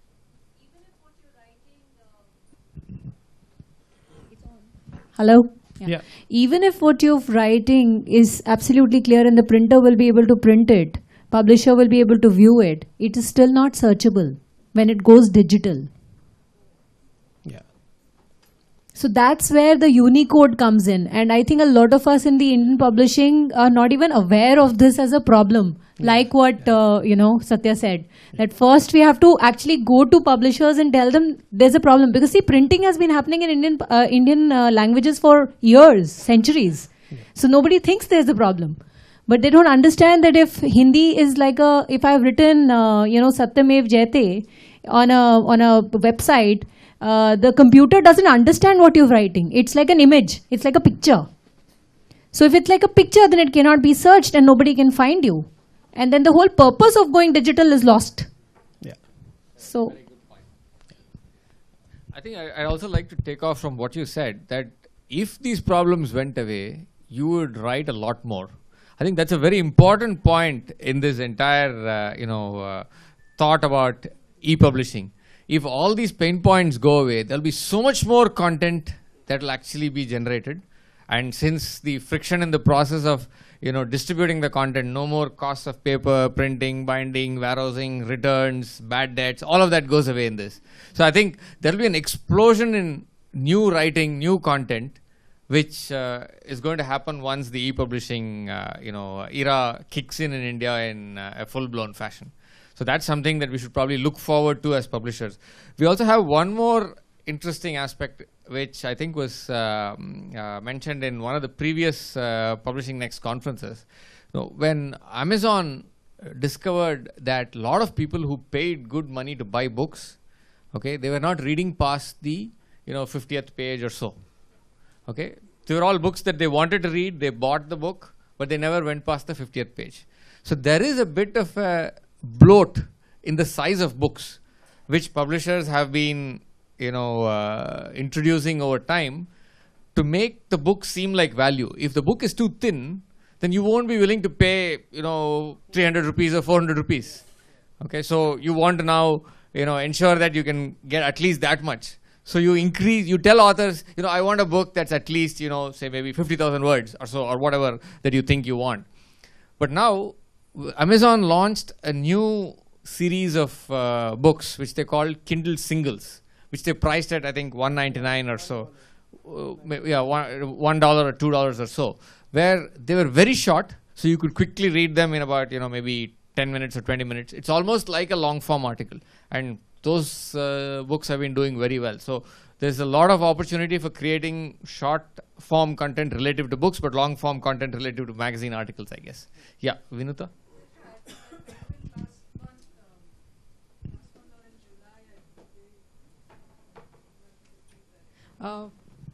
Penguin last month or in July have launched the Penguin Singles, which is based on the same concept of very quick reads and for metro travel kind of thing. Yeah, sure. So it actually piggybacks off something that was said at the end of the table before, because in essence that's what DK have done. They've taken a big book and they've turned it into a whole lot of little books. And we talked about short stories and the popularity of the short story here. A short story is a single. Kindle has just given it their own name. I'd also say that maybe one of the reasons Kindle found that, or Amazon found that people were stopping at page 50 was they were selling a lot of terrible books. Because our experience is that if people will read long-form narrative in ebook world, there is a massive market still for very, very long books. We can track if people want to share it with us. This component can be turned on or off. We can check when people are reading, what time they're reading, when they put a book down, if they never finish a book. I mean, from an editorial point of view, ultimately, the publisher working with us, because we do share some of this information back, can find out that of someone's latest book, most of the readers turned off at page 135. Now, you can go back to that point editorially and tell your author, you should never have introduced that character. Everyone hates that character. This is, I'm making a joke, but this is actually true. This is the sort of information that we're sharing back in the US, the UK, and Canada. So I just thought it was an interesting point that on the single side, DK are doing it by default. We are doing it as well, and I think the short form has a great future in ebook world because it's also value. And for publishers, you have a lot of content that you've already published, but that you can repurpose in chapter format, selling each chapter at more than the total cost of the book too, I should add.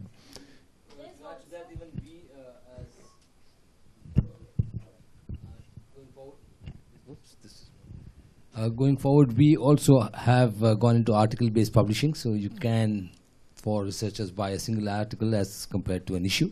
We have also started implementing the chapter-based publishing, and the chapter EPUBs for some of our leading titles should be up in Q1 of 2014. There's also freedom to move around with the text and images also. So in a travel guide, when we are pulling out a smaller chapter, so what we understand is the customer is only concerned about the information part of that. So what we do over there is we remove all the pictures from there. So it's only content. So it's only content plus the maps of the area. But in the bigger book, you will see there are a lot of color images. There are a lot of interactive sections. So when we are making a smaller book, which is for a person on the go, they're seeing on a mobile. So they'll just need their maps. They need the listings. They need the text.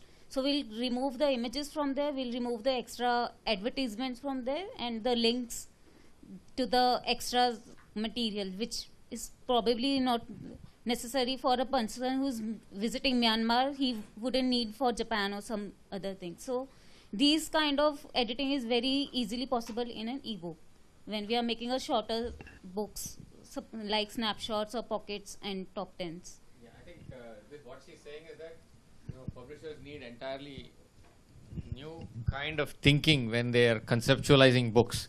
So a book is not just one book, but it could actually be multiple books sliced and diced in various ways. Yeah, first Purvi. Hi, I wanted to kind of touch upon children's books because we haven't really talked about that at all. And one of the things that we are struggling with, and I'd love to hear anybody's thoughts on this, is that traditionally we are used to using high quality, beautiful illustrations. Now, as a children's book publisher and a not-for-profit publisher with an eye on a different segment completely, if we wanted to explore digital devices, what kind of workflows are we looking at? How do we manage sizes? Because we are talking about 500, 600 MB files, and how do we deliver them in 2 MB sizes? I would like to answer that. Yeah, DK has some of the most interesting children's books. So earlier we used to have DK readers. You might have heard of that term. So DK readers is like from 0 to 6 or 8 levels. Earlier they were just fixed format books. You know, the child was supposed to read, and the level of the book says learning to read, expertise in reading, and loud reading, and this. So what we have recently done, we have made apps out of the same books. So the text moves. I have the samples. You can see it here. So when you open a book, it starts reading at the pace of a child. So when you move ahead from 0 to 4, yeah.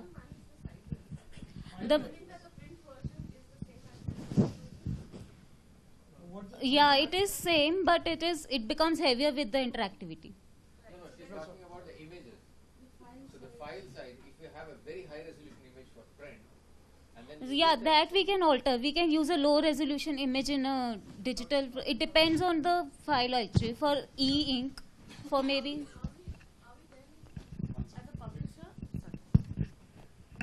As a publisher, would I have to constantly redo sizes for different devices because there are so many different devices? So at times again, we do. At times we do. When you're distributing your children's books, and I'd have to say that the children's book market in India will be another 6 months or so behind the development, because the development roadmap shows that first narrative fiction comes because it's the easiest to transport, it's the cheapest, the conversions are the cheapest, and you need to build that market before you build a market. It's tablets that you're talking about for reading, and the file sizes are large. So we are talking hundreds of megabytes in size. But you are rendering often for each platform, because there isn't a perfect spec yet. Apple and Kobo have a similar, like FleePub spec, for example. This is if you're doing it in EPUB. That's what we were. Yeah. If you're doing EPUB 3, things become a little different, but that's not fully supported by all platforms yet. So at the moment, to answer your question, in the right now, you'll have to do 3 different formats. You could probably get away with doing 2, which is the Apple Kobo FlipHub spec and the Amazon fixed layout spec as well. If you want to add enhancements like reading and things like that, that adds to the size of the file. But they're all supported by us. Again, though, I don't see the market as an immediate market. I'd say we've got to work on bringing local content on stream, and I'd love to talk to you about that. And of whereabouts? Yeah. So there's a potential there, but I mean to monetize that potential, which is what we're talking about. So to get people to pay what they should pay for a book. And they're not looking at monetizing. They're actually a not-for-profit, and Okay. they want to give it away for free. Give it to us now, and we'll distribute it around the world for nothing. Okay. Okay, next question. Yeah, Vinuta. Oh, okay. First, Sangeeta. She actually asked for it. Yeah.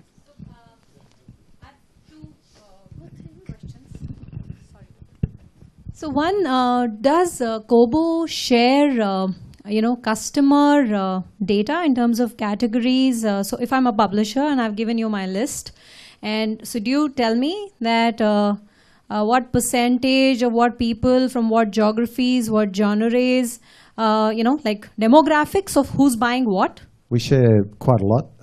There's a portal, and then we'll give you quarterly reports on what your market is doing. Okay. And the second thing that I wanted to find out was that when we were discussing this digital, content and file sizes, I think the point that we're trying to get and why publishers want to understand is that, typically in print, how publishers work is they make a P&L. So when I commission a book, I have this Excel sheet with me which says that, if I was to have X, so I've done a market potential, and if this book is 200 pages, this paper quality, blah, blah, blah, it'll take me this much money to, bring it out. And therefore, if I was to do 5,000 copies instead of 10,000 copies, what will be my market and therefore my MRP, and therefore I know how much I sell, after which, what's my profitability. So it's a very fairly, robust model running for more than maybe 100 years. So there is no such P&L, which is, I think, possible today because the e-market is really, everybody's just exploring. And therefore, maybe it's a difficulty to say where I should invest in. Do we have a model like this, Ganesh? You do actually already, I believe. You do. In the sense that both the places you're forecasting your figures. Your sales figures. You're saying that you're going to sell 10,000 copies. You're going to sell 10,000 hard copies. You're going to sell 10,000 e-files. Okay. So you have, and you also have a cost of how you are going to convert your document, which is a manuscript from your author, through the XML process, XML first process, or whichever process you take into your EPUB. So there is a fixed cost. Okay. So I don't understand as to how we can't have a P&L. We do have a P&L for the same thing. You do exactly that even now. It's exactly the same thing. The same commissioning P&L is what we approve for publishing. Okay. Commissioning comes up with the figures and we decide about it, and then we look at it, add our publishing numbers to it, and see whether the GPP and comes in. That's fine. Okay. Great. Same thing. Okay. Profitability margin is more than when it goes into reprint and the new editions are brought out. In case of print, compared to print. Okay. Yeah, Vinuta.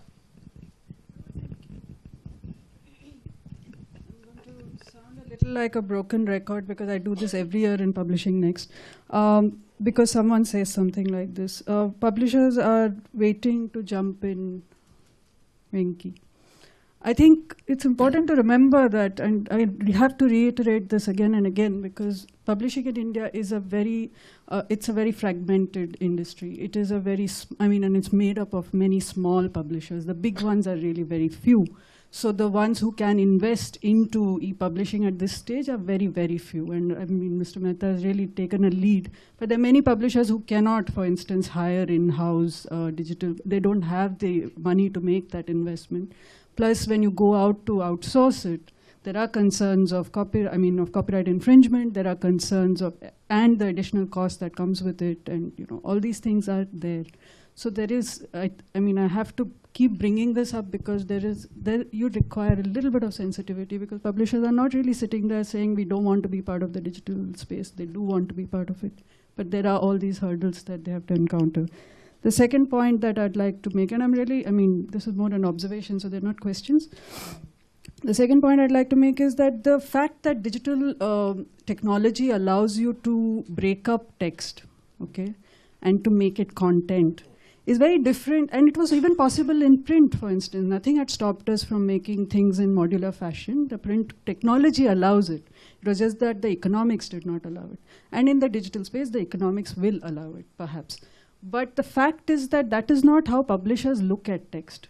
A book is a book. It's a narrative from start to finish. So whether it will take 280 pages or whether it will take 500 pages is decided by what the book is about. The fact that you can actually break it up. I mean, if it is fiction and a novel, you can't break it up. If it's a collection of short stories, you can break it up. If it is a book like the ones that Mappin does, you can't break up many of these books, okay? So each kind of book will determine what can be done with it. The fact that technology allows certain things is a great thing. But is that the formula for all kinds of book? I don't think so. Why can't you break up a novel? Okay, that's a good question. I wouldn't, because as an editor, for me, it's a very difficult thing to do. As a reader, why would you not, as a reader, why would I not buy a serial? Serials used to be... Serials, as they're getting written, that makes sense. But if it's already a written novel, why would you break it up? Why should you? But if it's delivered to you in a way that is attractive, I'm playing devil's advocate, but if the book is delivered to you in an attractive way, even if the book has already come out, even if it's an old book, if that book is going to be sent to you, for example, it's all about the way you market it. It's not about...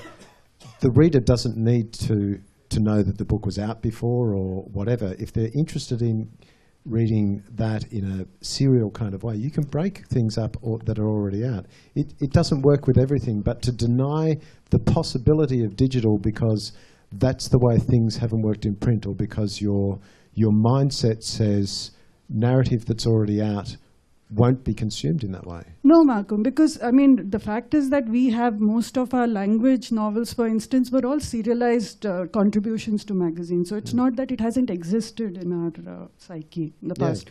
But the fact is that a novel, when it stands on its own as well.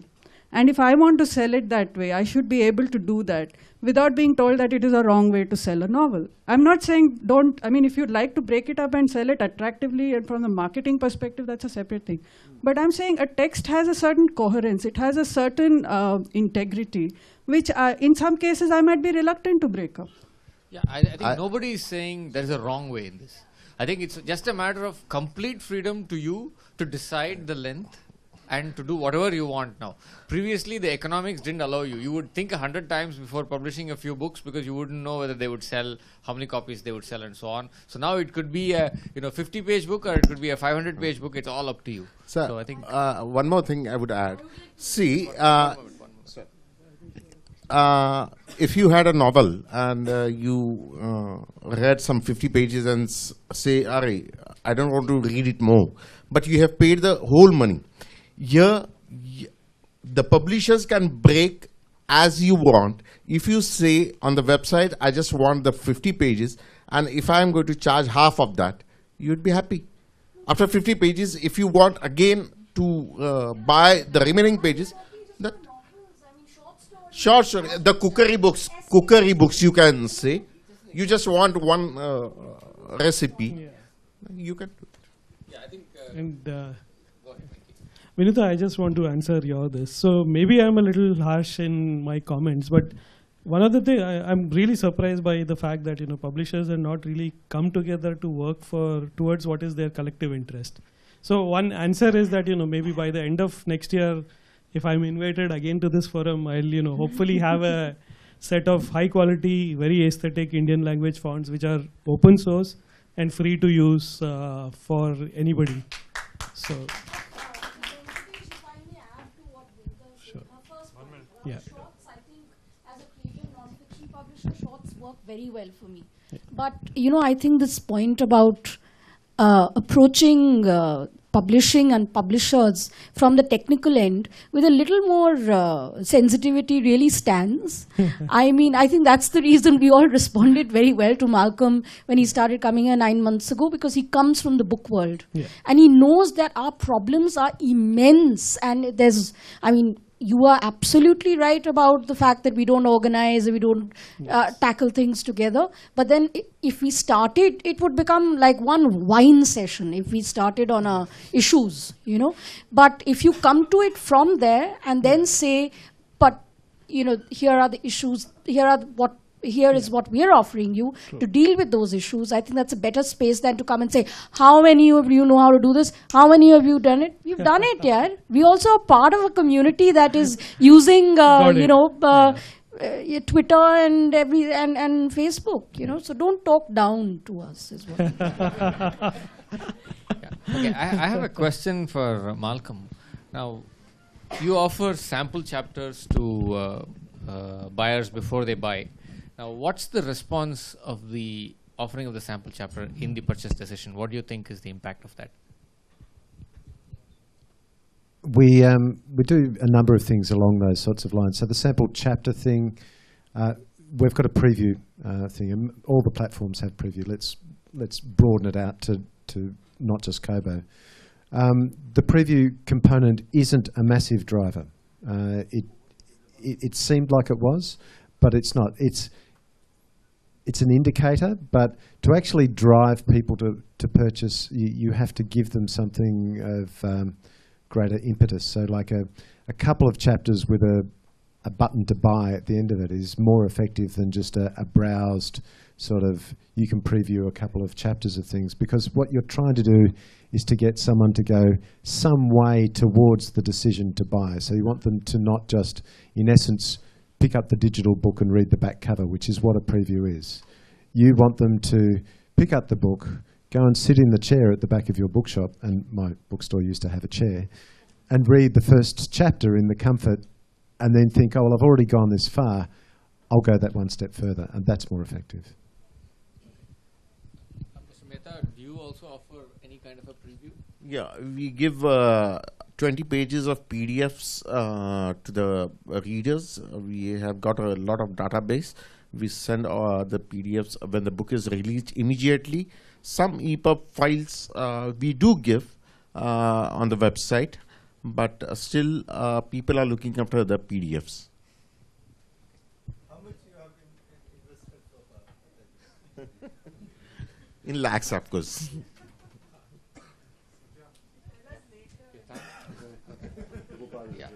Yeah, over there. We spoke earlier about DRM, and I'm always surprised to see how publishers and booksellers support or endorse the use of DRM. I feel like it's a double-edged sword in that users who use content with integrity, they're no danger to you, and users without integrity are going to circumvent DRM in any case. How many readers are you losing because of DRM restrictions, and how much piracy are you actually preventing by use of DRM? Yeah, Malcolm, would you like to go there? Well, we have an open policy in all things. So if you wish to have DRM, you can. And if you don't wish to have DRM, by all means not. Would you like to ask me that question as an individual, not a representative of the company? So, sitting that way. DRM is an impediment to use. DRM gets in the way of user experience. I read on 7 different devices. I've got 4 sitting here in front of me. I've got a number of e-readers. I'm only allowed to read on 5. Now, I bought that book, and this is all for me, and I wonder why is that? I understand here more than anywhere else, piracy is more in your face than almost any other market, except maybe the Philippines, where I've just come from, where I see the same sorts of things. Even so, that same principle that should be applied, which is the user, when presented with the opportunity to behave ethically in a convenient and cost-effective way, will take that choice. And the experience of the world is that. So Apple, for example, created the music market out of basically a pirate market by making things so cheap. As publishers, that is your challenge. How do you make things affordable and survive using, having that amount of income, because it is less income. Ultimately, the challenge is that's where the readers are going to be. So how do you match your business model with the shifting shifting sands of digital publishing.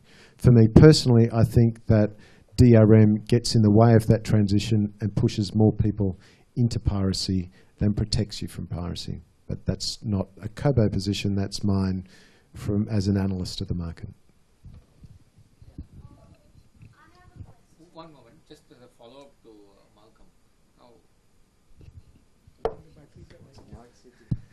Yeah, do you find books that are DRM protected but still being pirated by others, books that have been submitted to your store and other stores, so these books being available?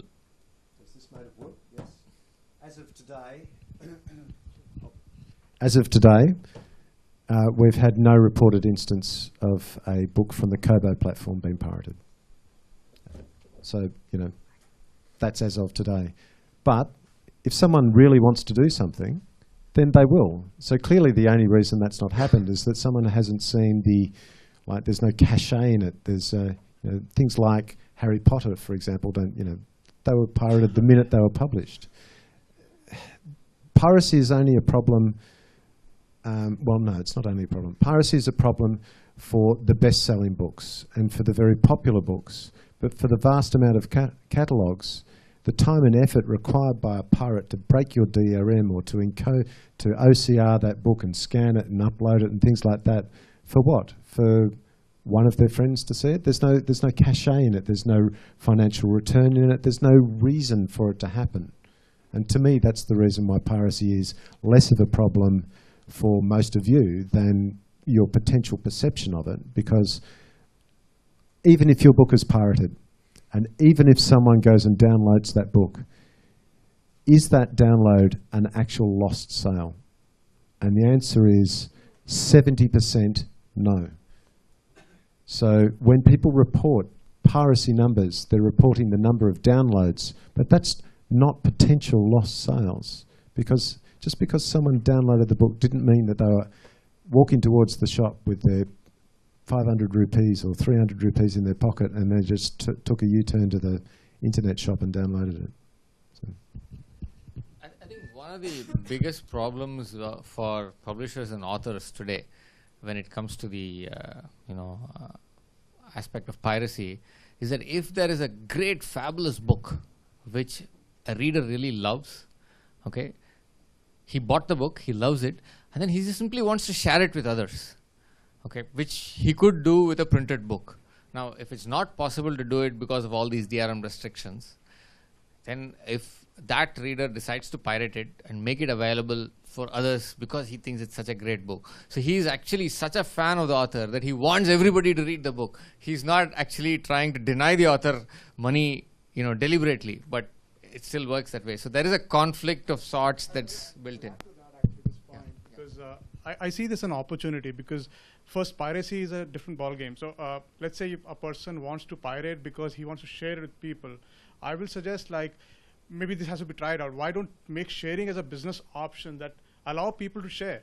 Allow people to share on certain number of bases, like share with 5 people or 7 people and just pay $1 extra or 10 rupees extra, 20 rupees extra. And people will be more willing to pay. There has to be an incentive in hacking. Hacking, if a hacker hacks it, they want some money to be made out of it. They don't hack just for the fun of it. Sometimes they hack for the kudos, for the...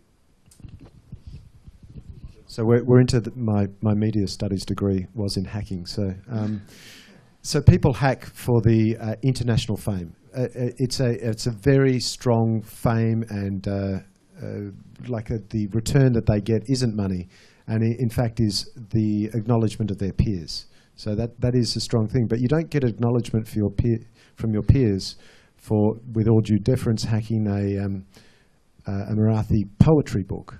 You get it for hacking Harry Potter, because that's what your peers are reading. So. And just to add, I think technically we're not losing readers because of piracy, because chances are that this is not a reader who would have bought the book if they had not been able to pirate it. Yeah, which is precisely what Malcolm was saying, I guess. But that's one reader less. Mm-hmm. That's one buyer less. No.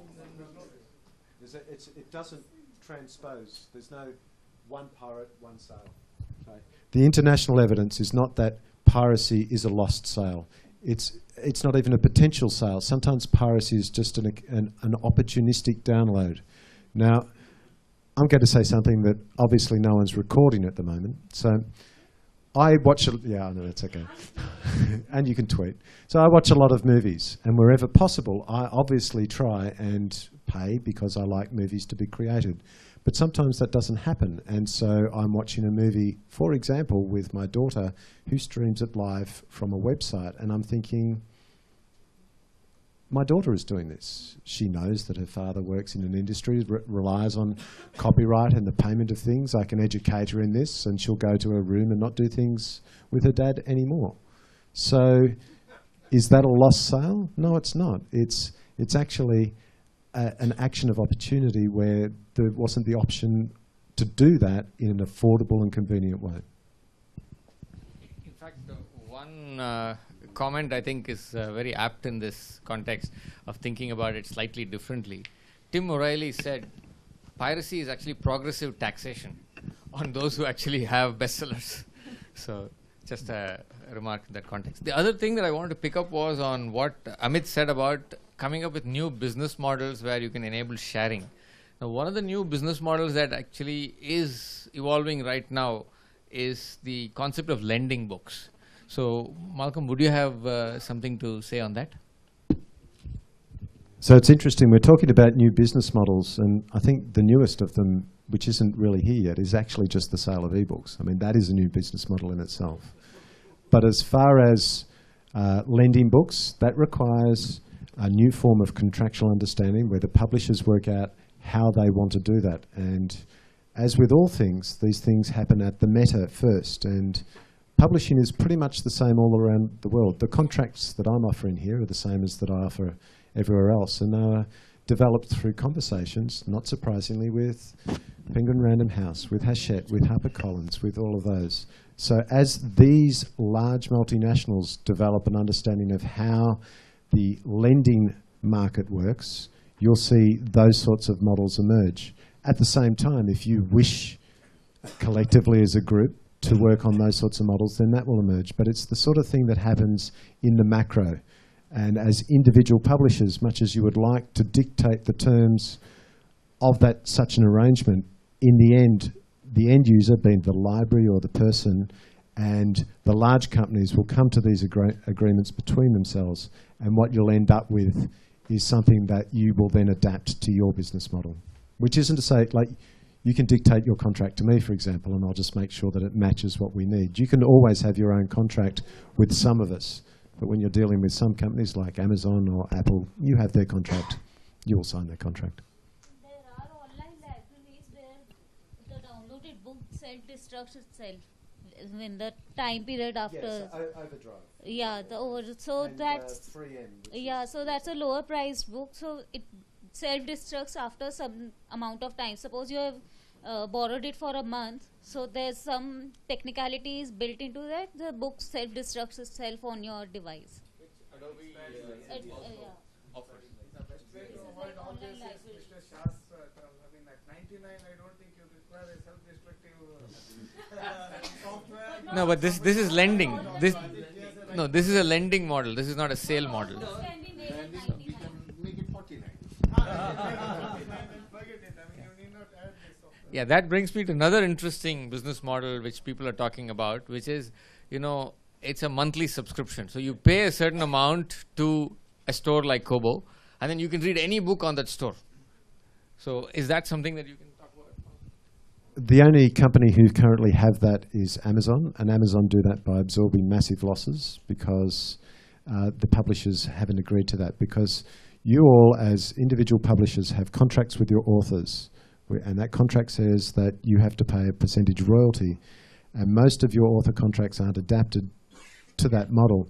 So there's this whole lot of complexity added into this model, which is the creator of the content, in some cases actually dictates how that content is used. So to say simply, yes, all of us are investigating how to make this work because the consumer has told us we want a subscriber model.